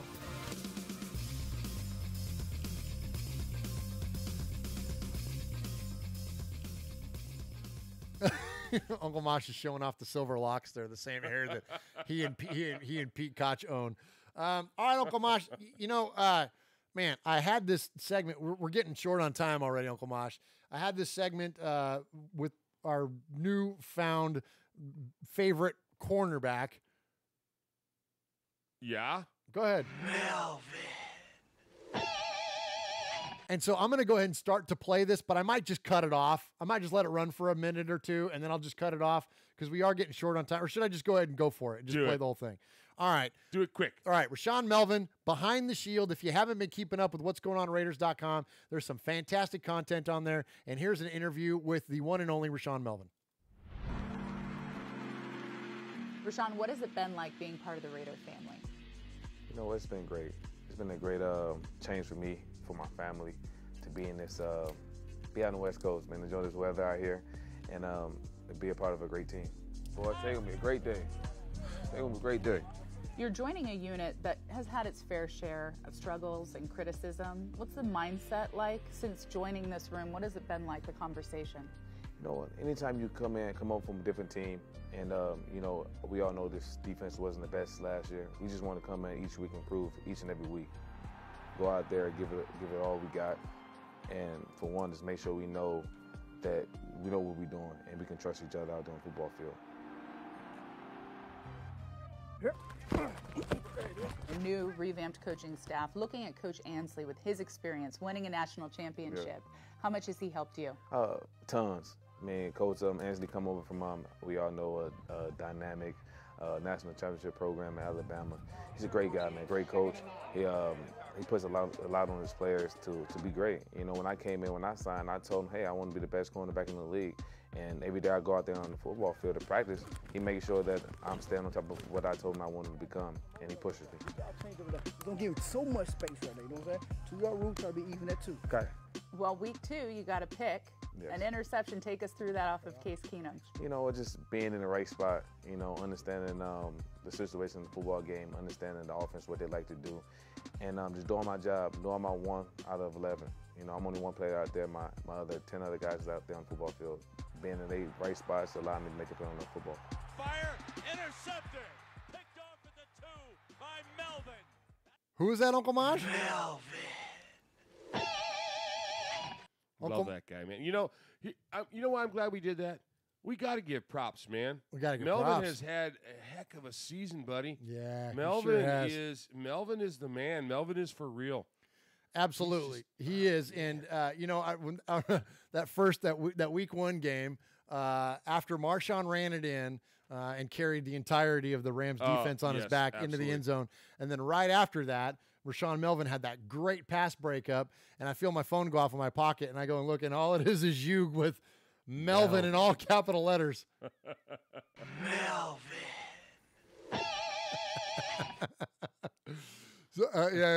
So, Uncle Mosh, you know, when Rashaan Melvin signed his contract in the offseason, did you know the Raiders fan radio microphones were there? Were they really? They were there. We have exclusive audio here. This is the actual contract negotiation that went on between Rashaan Melvin, his agent, and the Oakland Raiders. So let's go ahead and let's go ahead and listen to that. What's your name, baby? Melvin. Hey, Melvin, you want to make a buck? You can do this, Melvin. Thank you, Melvin. Melvin. Congratulations. You're now an Oakland Raider.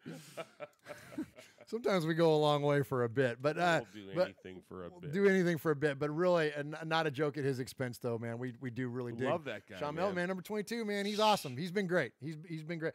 I don't know how we didn't know. I didn't know that much about him when he was in Indianapolis. I guess that's what happens when you play in Indianapolis nowadays. Like you're just not aware. But like the fact that he hit the free agent market and the Raiders got him. Like, I mean, hey, newsflash. What?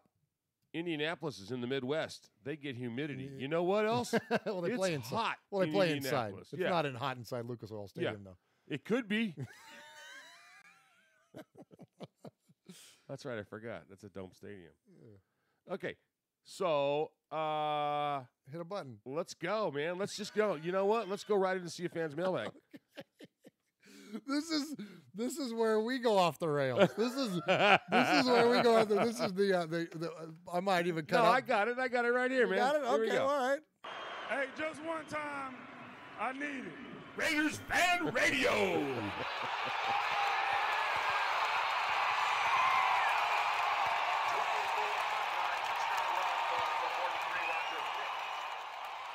All right, there we go. There's Charles Woodson and Uncle Mosh, of course, with the famous. Listen to me. Whatever. Me and Charles, man. We'll take that fame. One of you is famous. Yeah, you know, he might reach that. One of you's famous and the other one's a football player. Yeah, one of that. Thank you very much. Absolutely. Pete Koch, look at my hair. Hey. All right, Uncle Mosh, let's go ahead and get into the See a Fans mailbag and hear what Raider Nation has to say. Come on. There he is, baiting, looking. He's under the gun. He's tied, he throws. It is.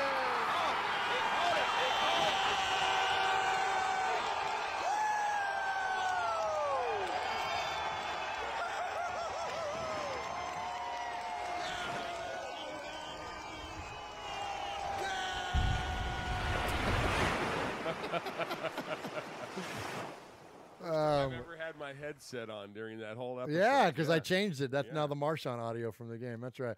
All right, Uncle Mosh. So we have 5 calls this week from 3 guys.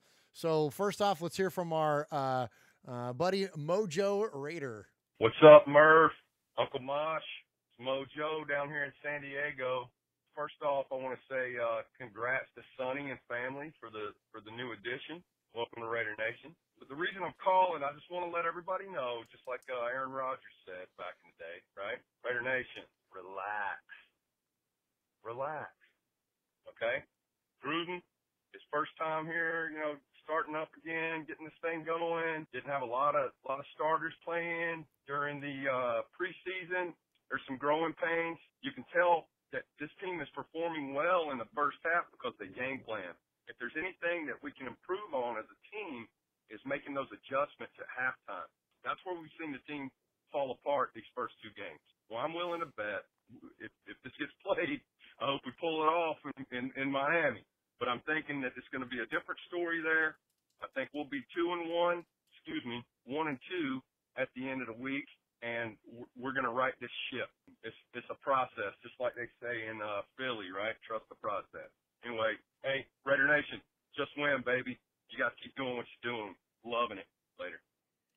Mosh, he references the trust the process, which is one of the, the buzz terms that goes around the NFL this year.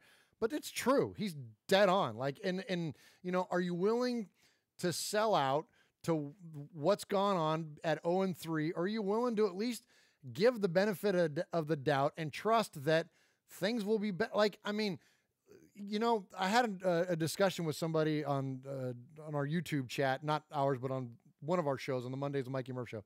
I had a conversation with, and I'm like, the last time our team, and I say this all the time, and it's true, the last time our team was good with any regularity, John Gruden was the man. So I'm willing to trust him for at least a while until he proves us otherwise. Like, why would you not? I don't want to take a shot at the young fan, because look, our job here on Raiders Fan Radio is to never assault someone's fandom. Everybody's a different kind of fan, and we celebrate them all.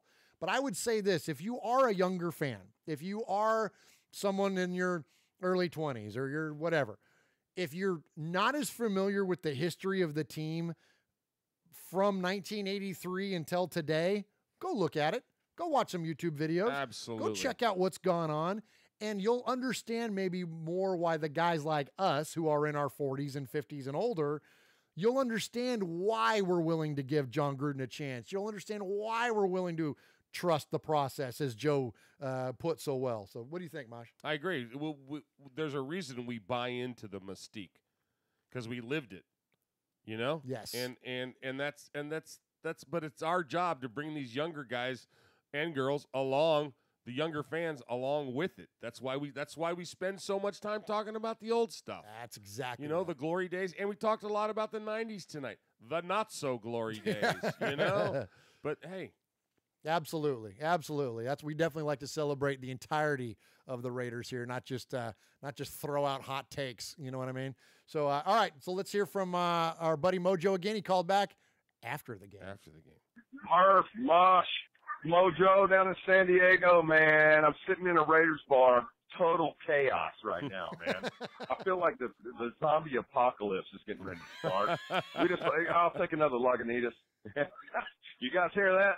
Hey, here's the problem, man. What the hell just happened in the fourth quarter, guys? What are we doing? You know, now we're 0-3. Here's what we need to do. Just throw the frickin' ball, man. Go deep. Stop with the checkdowns. It doesn't matter. Hey, man, those 4 draft picks better come through hard. We stick with them no matter what. Win, lose, or tie, Raiders till we die. Let's get it done. Talk to you guys later. Just win, baby. Great call, Mojo. Great job. So, Uncle Mosh, you know, he called the show twice for one episode, and now that's his third call, but he's not a made man yet. No, actually, how the made man works is it's the call on 3 separate episodes. There you go. Because early on, we had people calling 6, 8, 12 times. Yeah. It was like, hello, am I a made man yet? Because I rambled until the answering machine quit. And so I called back 9 more times. Yeah. No. But hey, but he's on his way. He's on his way. He's calling from Raiders bars, so I love it. Yes, absolutely. And so I hope you made it out okay. You and your Lagunitas, I hope you survived. Hey, speaking of Lagunitas, I got to tell you something, Uncle Mosh. So somebody this week called me out and said I was Raiders drunk. Said that I'm so infatuated with the team that I'm Raiders drunk. Let me tell you something. Whoever it was that said that to me, that's the nicest thing. Thank you. I think that's the nicest thing I've ever been told in terms of my fandom, is that I was Raiders drunk. Mosh, and I have been alcohol drunk in almost 2 years. Yeah. I'll take the only drunk I'm getting nowadays is Raiders drunk. I'll take it. I love that. You know, I'll own that all day, every day. I am Raiders drunk. I am the Raiders drunk. You are the Raider drunk. I am the Raider drunk. You know why that is so much better than drinking the Kool-Aid? Because people from the Bay Area know the People's Temple. That's where that phrase came from. Yeah. You know, mass suicide of over 900 people. No. I'm all about Raiders drunk. All about Raiders drunk. We just replaced drank the Kool-Aid with Raiders drunk. Raiders drunk, man. I own it. Absolutely. I'll take it. Okay, Uncle Mosh, we got 3 more to get to. We also have a couple emails. Do you want to do an email? Sure. Hey, this one's from Dave, our buddy in Scotland. And he says, hey, Murf and Uncle Mosh, sticking to the email option this time, guys, LOL. Here's my effort for the tag competition. Not exactly original, but my fave was Al's my favorite of Al's has to be, who the F is Darth Vader? Yeah, and you're right. It wasn't original, but we love that anyway. So he goes on to say in his email, sorry to say in recent years I thought commitment to excrement was pretty apt. However, I'm going to chip in a positive one to finish on. As it's time for the nation to accentuate the positive. So even if we lose to the Fish on Sunday, let's just grin, baby. Just grin, baby. I like that. He enters that in the tag contest. Okay. Absolutely. He goes on. He says lots of nice things about us. Love your work, guys. Keep up. Go Raiders. P.S. Guess who's going to Wembley? Oh, yeah, nice, so he's going to go across the water over there. And awesome. Yeah, Raiders for life. And thanks, Dave. We appreciate you a ton. Shooting us an email from Scotland. Awesome. Well, we'll see. He's not going to. Was he go across the water to get to Wembley? Yes. From Scotland. England's an island. Okay. But we're gonna have a little geography class. Well, yeah, because was there a river in between Scotland and England? God. We're gonna talk about rivers in a minute when we get to my. No, we're not talking about rivers on the show. Not that rivers. I'm talking. You big dummy. I'm talking about the Cuyahoga. Oh, okay. We can talk about the Cuyahoga, but we're not talking about Philip. I refuse. You can't say that. What? He's number 3 on our list. What? Oh, yeah. He's right behind Tom Hanks. Yeah, Captain Red Ass. Yeah. All right, let's go to another call. Let's hear from our buddy Rain Bear. Hey, first off, Rain Bear, this is the guy that's listening to us. God bless you, listening to us when he's recovering from a stroke. I'm not sure whether to wish you well recovery or to feel sorry for you because you got to listen to us. Oh man, Rain Bear, I've been where you are, bro. Get some more. Get some more of the happy pills. There you go. But anyway, so yeah, quick recovery. Prayers up for you, brother, and let's hear what you got to say. Hello, Uncle Mosh. Hello, Murf. This is Rain Bear from Tulare, California. What a horrible game. We have no pass rush whatsoever. Carr made a couple bad plays. I think that last throw could have been done better, but with Pin going down, he was getting hit too much. And as far as like Amari Cooper, I know everyone's going to say how great a player he is and so forth, but he plays real good for one game, and then he like misses 2 or 3. I am just tired of it. I think Cooper shouldn't be. If we're going to bring him back next year, do not overpay for him because he's not as good as players people thinks he is. We got to do some changes here. We did so well again in the fourth quarter. We just fall apart. That's got to be some coaching too. Anyway, Raider Nation for life, and keep up the good work, guys. All right. So I'm not laughing at Rain Bear. I'm laughing at Chevy Raider in the chat said, Murf, he's going to ride the Loch Ness Monster over to Wembley. Yeah, nice. But Rain Bear, thank you for the call. We actually have one more from Rain Bear, so let's listen to that one, and then we'll comment on his.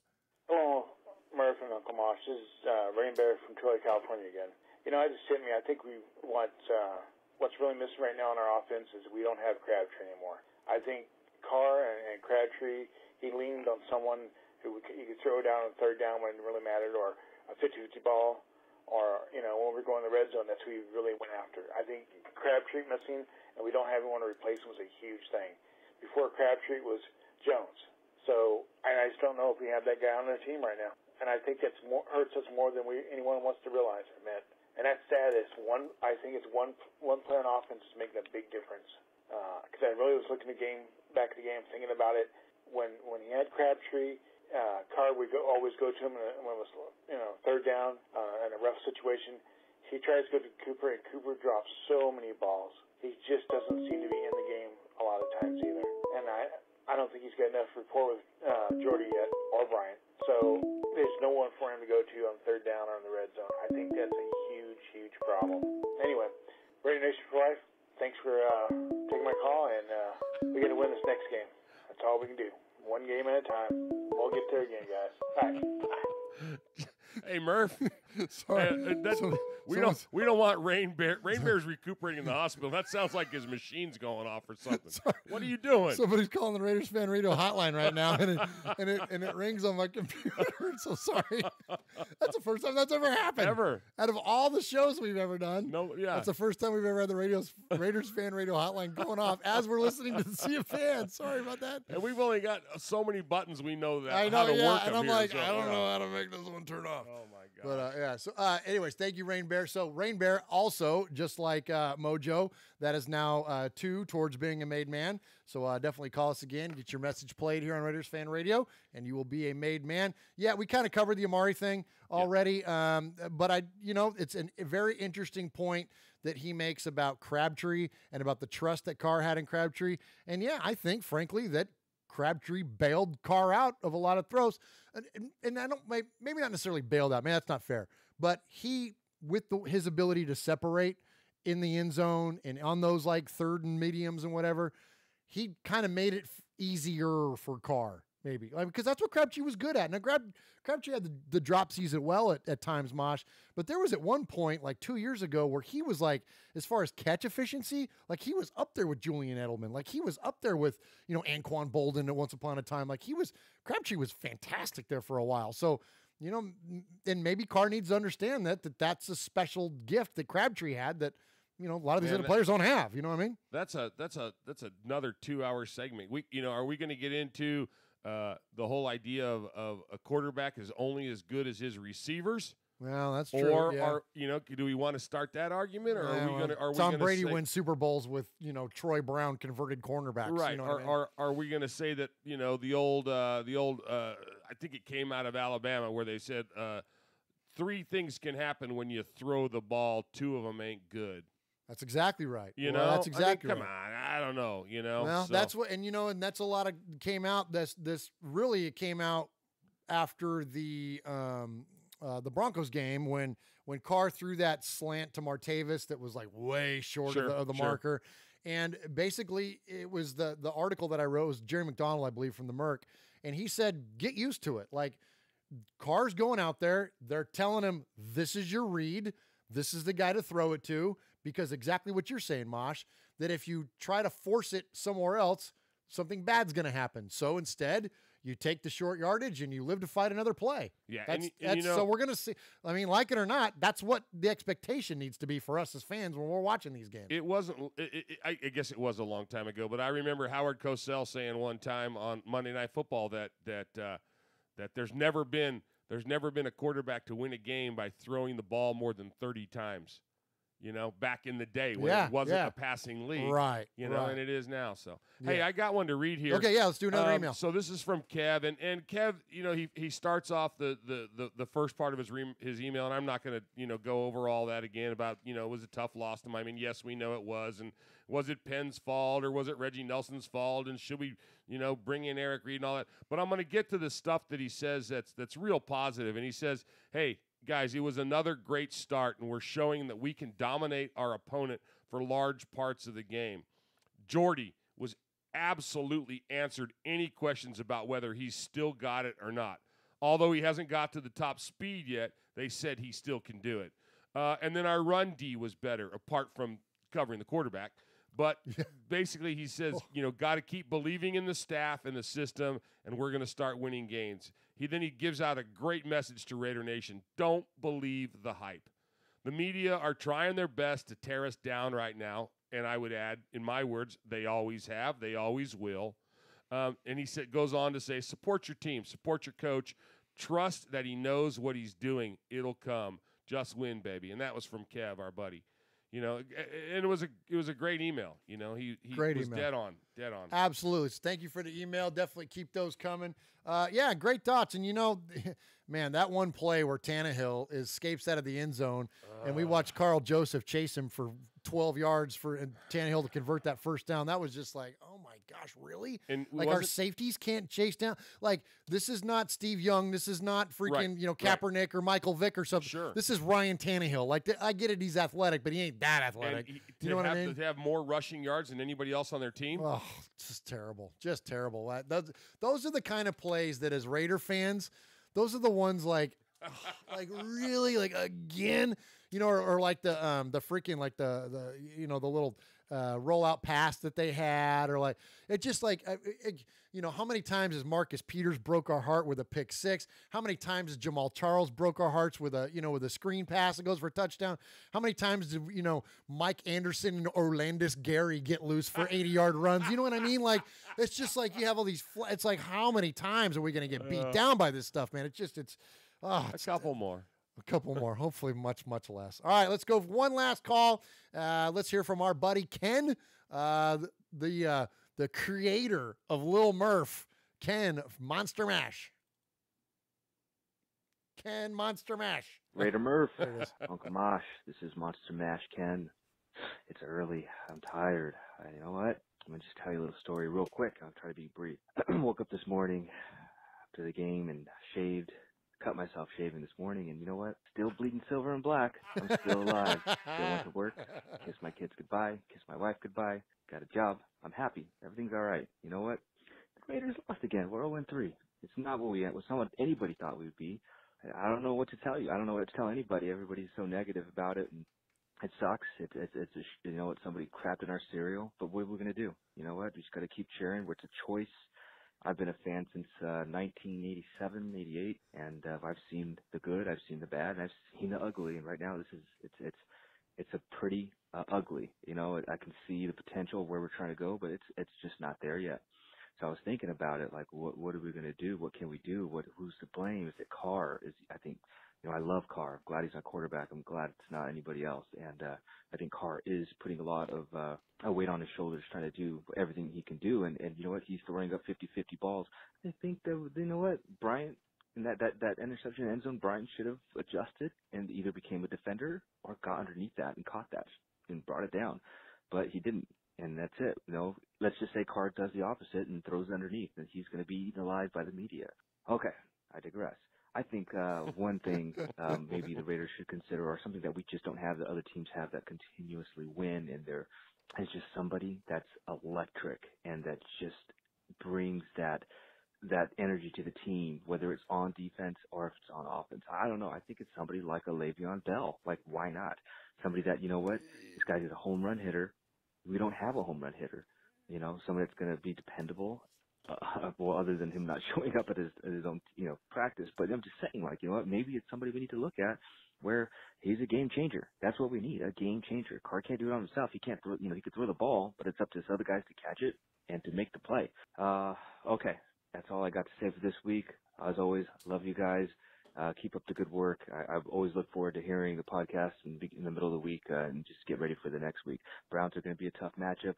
I never ever thought I'd say that in the history of football, but Browns are going to give us a fight. But I think, you know what? I think we're hungry. It's the home game. That crowd is going to be hot, and I think we can get this game. We need this game. We need to go on this run here, and I believe in this team. All right, guys. Raider Nation for life. Take care. Raider Murf. All right, thank you very much, Ken. I appreciate the call. As always, that is Monster Mash Ken. A couple in the people in the chat there asking about the little Murf figure that I held up there. That's Ken made that. So go to Monster Mash Collectibles. He's got a Facebook page, and he does that stuff. He builds those custom action figures, and they're really, really cool. So, Mosh, what do you think? What do you think about Ken's comments? You know, I agree. You know, it would be nice to have somebody explosive like a Le'Veon Bell. The Raiders aren't going to give up the kind of value. Mikey, you're going to ask me a question, then talk over me. I already know what you're going to say. We got that electric guy. Go ahead. We got him. He likes Skittles. Well, we got that electric player. Yeah, we got him. Let me say, I think to restate what Ken's saying, that explosive, like Marshawn's not that explosive guy that's going to go 80. He's the guy that's going to pound your face in for, 3-4 at a time for an entirety of a game. I think he's talking about that. But here's what I would say. Those guys aren't easy to find. No. It's not like you can just, go get one. You know what I mean? Everybody right. would. You know what I'm saying? Sure. Yeah. You can't just draft them. No. Yeah. You just can't get. You know what I mean? And I don't think the Raiders are going to come off the kind of value that the Steelers are going to want for a Lev Bell. But but I'm with you though. And I would say this: Jordy was explosive as heck in that game. Absolutely. He was amazing in that first quarter. Now, granted, I'm sure he would probably want back getting chased down by linebackers from behind. You don't want, when you're a number in the 80s, you don't want to get chased down by numbers in the 50s. Right. But still, I mean, Jordy was freaking amazing in the first half of that game. So, anyways, thanks for the call. We are Metallica, and we are here for your Oakland Raiders! You know why we're out here, and we ain't playing around today. From The Walking Dead to errant Jedi Knights, Raiders fans are a rogues gallery.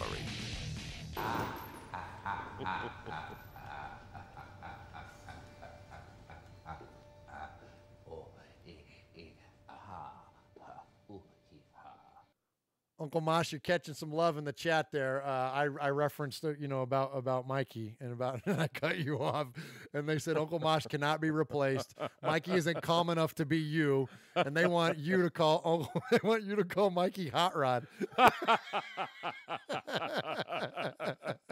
Nice. Absolutely. Good stuff, man. The chat is a blast, man. I love you guys.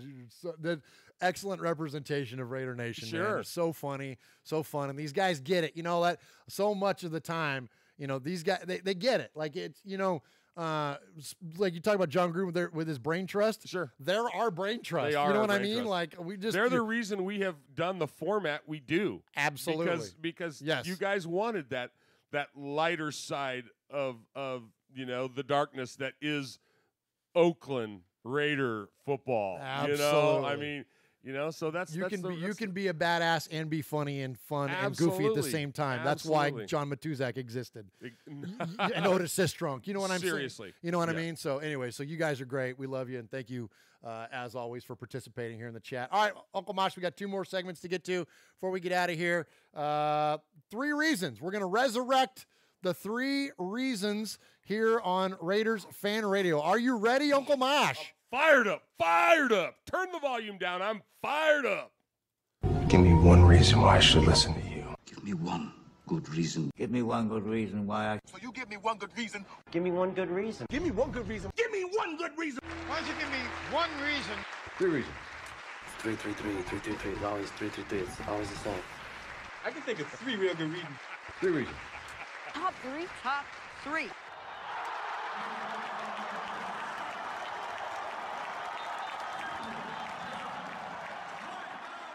All right, Uncle Mosh. So for this segment, or all right, listeners, Uncle Mosh, you know how this segment works. I know how it works. Thankfully.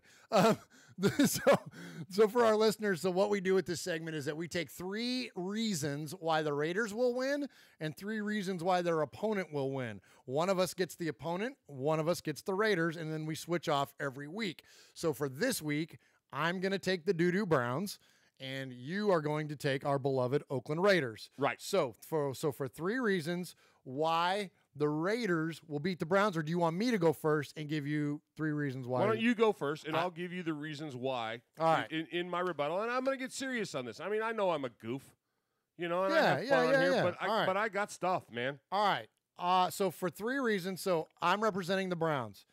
So the first reason the Browns will beat the Raiders, Baker Mayfield has the it factor. I don't know if you saw the Thursday night game or not.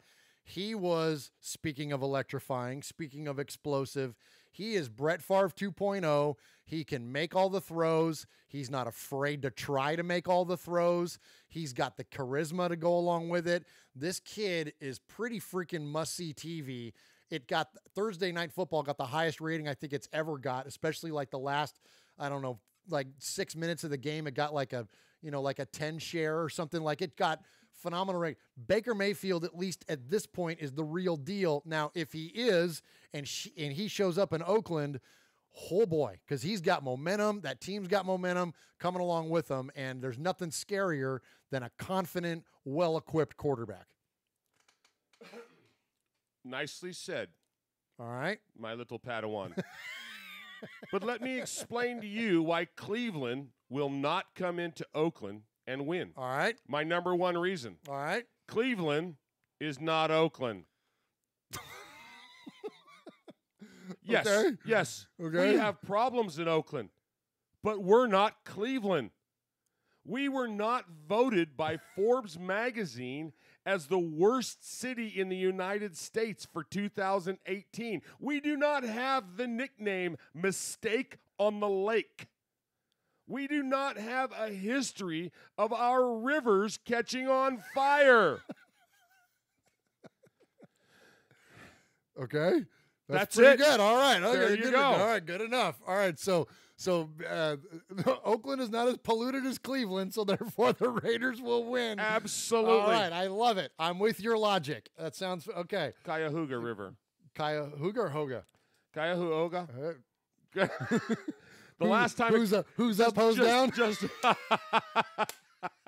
The last time it caught on fire was the most famous in 1969, and they ended up cleaning it up. But what people don't realize, that was the smallest of the fires. Oh gosh, was it really?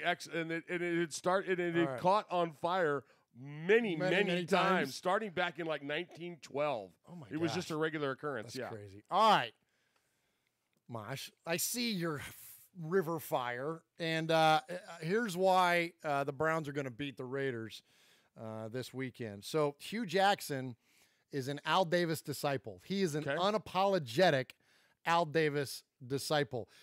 This season on Hard Knocks, you could see the football that was awarded to him, the game ball that was awarded to him as a Raider coach, the game that they won right after Al Davis passing away, fully on display in his office. This man loves Al Davis. At the time he was the head coach of the Raiders, he loved the Raiders, and this is going to be personal for him. Now, we've talked a lot about how personal it is for John Gruden, how John Gruden has an emotional attachment to the team that really is unmatched when it comes to colleges, when it comes to coaches and their teams. You just don't see coaches with the kind of attachment to an organization like you see John Gruden have to the Raiders. Well, I would argue that Hugh Jackson, once upon a time, had that same attachment because of his affinity for Al and the chance that Al gave him. And that was the whole build the bully era of the Raiders. And we actually were on the right track and did pretty well until Al sadly passed away and everything kind of went to pot. But I think Hugh Jackson definitely has something to prove. He's got this hot shot quarterback now he's bringing into town, along with a pretty good football team. And I think that it's a personal thing for Hugh just as much as it is for John, and he's going to have him ready to go. And I think you're onto something there. But I think you're underestimating my hotshot quarterback. Oh, and you're underestimating another semi-Al disciple by the name of John Gruden. Okay. Who was hired. Now, there's been a lot of talk about Gruden wants to take it back to 1998. Well, you know what? 1998 wasn't that bad. The top 3 movies of 1998 were Good Will Hunting, Titanic, and The Full Monty. I love those 3 movies. But you usually go the rear Monty. Well, yes, I have. And then you want to talk about music. Hello, the top, just 5 of the top 10 sellers in music. Are you ready? Yeah, I'm ready. Okay. Bring it. Jay-Z, Madonna, Outkast. Okay, I'll give you the Backstreet Boys. And we don't do it. No. And NSYNC. So you know what I got to say to Cleveland? Bye, bye, bye. Oh, jeez. Oh, my gosh. I should be the one wearing the brown hat. Oh, my gosh. You just went in sync on us on radio. That's the first time ever. Oh, my gosh. Hey. And I think that song came out in like 2002 oh, did it really? or something. Oh, yeah. Geez. Why do I know that? I don't know. We're breaking barriers here. We go. Okay. All right. So the last reason. Go ahead. I'm saving my best for last. Trying to take some serious That's right. approach. I got trying to bring some serious here, analysis to the NFL here, and you're bringing up the NSYNC references there. All right. Uncle Mosh. 1998, man. All right. Here's why the Browns are going to beat the Raiders this Sunday. These aren't the regular Browns. These aren't your father's or grandfather's Browns because they were good back in the day. Once upon a time, Jim Brown Browns were great. But these aren't the Browns. These aren't even the Kelly Holcomb Browns. These are not the Browns of the last however long ago that was when Kelly Holcomb was their quarterback and they set those playoff records and did a great job. MTSU represent. However long ago that was the last time the Browns were any good that I can remember. Since then, it's been a whole craziness with them leaving cities and coming back and just whatever. All right, so that's not these Browns. We're talking these Browns are this new quarterback. These Browns are Jarvis Landry. These Browns are, Myles Garrett. These Browns are, these guys, it's kind of sad that Joe Thomas retired when he did because the guy played his entire career with them, a Hall of Fame career, and they were awful. And now all of a sudden they're turning a corner and the guy's not around. It reminded me like what happened with Woodson a little bit. But anyways, the Browns are freaking good, man. Like they have, Duke Johnson is legit. Like, they have playmakers on this football team. And it's, when you first see the Browns show up on your schedule, we as Raider Nation automatically go, that's a W. Well, I'm not so sure, because the talent level of this football team is way different than what we're used to seeing in Cleveland over the past, say, 10 years. I have a little bit of a problem with what you just said. Okay. And here's my little bit of a problem. Okay, tell me about your problem. Before he got into the business of killing his wife and other folks, O.J. Simpson was a heck of a ball player who played on a team that could never win the big one. The Browns. No, the Bills. The Bills. Fran Tarkington. How many times? 4? Did Fran Tarkington lose 4 Super Bowls? Francis lost 4, including one to us. 4 Super Bowls. Yeah. You know, the best thing about Francis was his wife. You know, she had that illustrious career on television. She did? I didn't know that. Yeah. Kathy Lee Gifford. That's no, I'm Frank. Frank Gifford, Fran Tarkington. Fran Tarkington. Yeah. No. But I was going to bring up Frank Gifford next. So my point is this: genealogy. Oh no. Genealogy. Okay, give me the genealogy. We're going to win because of genealogy. Okay. Because of Mark Davis. Because of Sammy Davis Jr. Because of Gina Davis, and because of Howell Davis. Now, everybody knows who Mark Davis is. Mark Davis has turned us into how many billions of dollars? $2.42 billion. Right. Sammy Davis Jr. was probably worth that much because he was one of the original Rat Pack. Absolutely. I met him in the tunnel between Harrah's and Harvey's when I was 10 years old. And never reported any of it. But what you don't know about Gina Davis from Thelma and Louise, the Long Kiss Goodnight. The plan. Great movie. Thank you, Hot Rod. Will you let me talk? The plan for Thelma and Louise 2 was because the car bounced. Oh, jeez. That's true. What you don't know is that Gina Davis actually was one of 300 people asked to qualify for the 2000 Olympics. No, I did not know that. You did not know that. No. She was an archer. Okay. She shot a bow and arrow. Okay. But the real reason we're going to win for our genealogy is Howell Davis. Howell Davis. Howell. Who the Howell Davis? Howell Davis died in 1719. He was shot to death.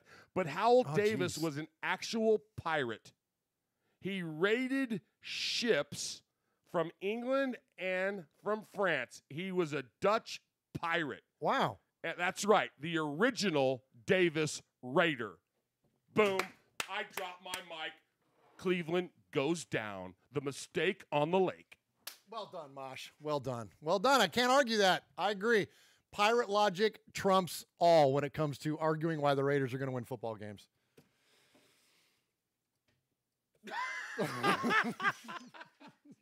Man, was that a 9-minute bit? That was pretty. We went a long way for that one. But it's true. It really is. It really is true about Howell Davis and this guy. You're listening to The Violator, and I'm live on Raider Fan Radio. Where you at, baby?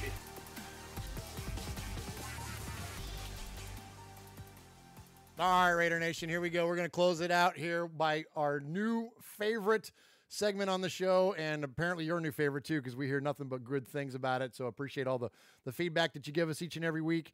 And we are going to see Uncle Mosh, who this week was tailgating too much.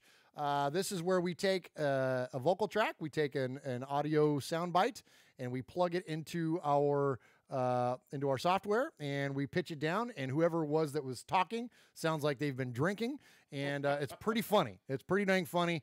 And so this week we have, I teased it earlier, I said that we were going to have the most famous Raider, and you mentioned Davis, and so of course we're going to hear from one Alan Davis, what Al sounds like when he has been tailgating too much. When you have great coaches, then after you have great coaches, you get great players. You have a great organization, and you tell them one thing. Just win, baby.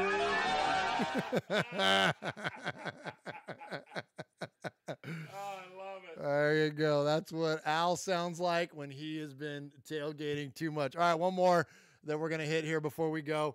And I mentioned we were going to feature one of the made men. So, Uncle Mosh, this is not only a made man on Raiders Fan Radio. This is a made man via interview.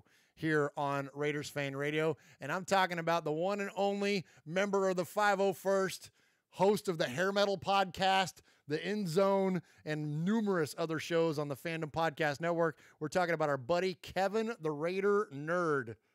I choose to be a fan of the team. It doesn't matter where they play. And if you can go see an away game with the Raiders, you will see how many Raider fans show up. It just might as well be another home game for them. I love it. I'm going to play that one more time. Listen for the hitch in his giddy up on this. This is amazing. I choose to be a fan of the team. It doesn't matter where they play. And if you can go see an away game with the Raiders, you will see how many Raider fans show up. It just might as well be another home game for them. He said Raiders. Oh man! All right. He's funny. He's funny. That was good. So Kevin, I appreciate you guys being a good sport with tailgating too much. And if you call and leave us a message and you're a made man, just fair warning, you might end up tailgating too much here on Raiders Fan Radio. Uncle Mosh, we have gone, despite our best efforts, 2 hours again here on this show. Almost. Every week, Uncle Mosh and I get our rundown together and we go, okay, 90 minutes. 90 minutes. If we don't get to this point by this time, we're going to cut segments out. Stuff. Yeah. Yeah, no, that didn't work. So here we are, 2 hours again. So thank you to you. There's so many of you that have been in the chat from the beginning all the way through. I can't scroll through and see everything, but the recent posts here, I see Chevy Raider, Mean 519, Ron, Aaron Q-Dog Raider, Chevy Raider, who else am I missing? Charles Adams, I see there. I can't scroll up to see anymore, but so any of you all that have been in there with us from the get-go, thank you so much. We appreciate you. We couldn't do what we do without you. And man, like Uncle Mosh said earlier, man, it's all about Raider Nation, and it's more of you and less of us is a good thing. And so thank you so much for your participation, and thank you for all the likes and the subscribes and the downloads and the feedback and all that stuff. It is the best way to keep our show afloat, and we are so thankful for that. So if you I'll spit it out. So don't forget Murf's Fan Cave. If you're on iOS, just search for Murf's Fan Cave and you can find all of our shows. If you're on Google, you can do the same thing. You can search for Murf's Fan Cave, or you can download the Raiders Fan Radio app and listen to us that way. We are also on Stitcher. We are on Spotify. We are on iHeartRadio. We are on TuneIn. We are on Player FM. We are on everything. If it's a podcast service, you can find us. It's Murf's Fan Cave. That is the network. This show is Raiders Fan Radio, and we are joined by the Fan Club Blitz and Mondays with Mikey and Murf.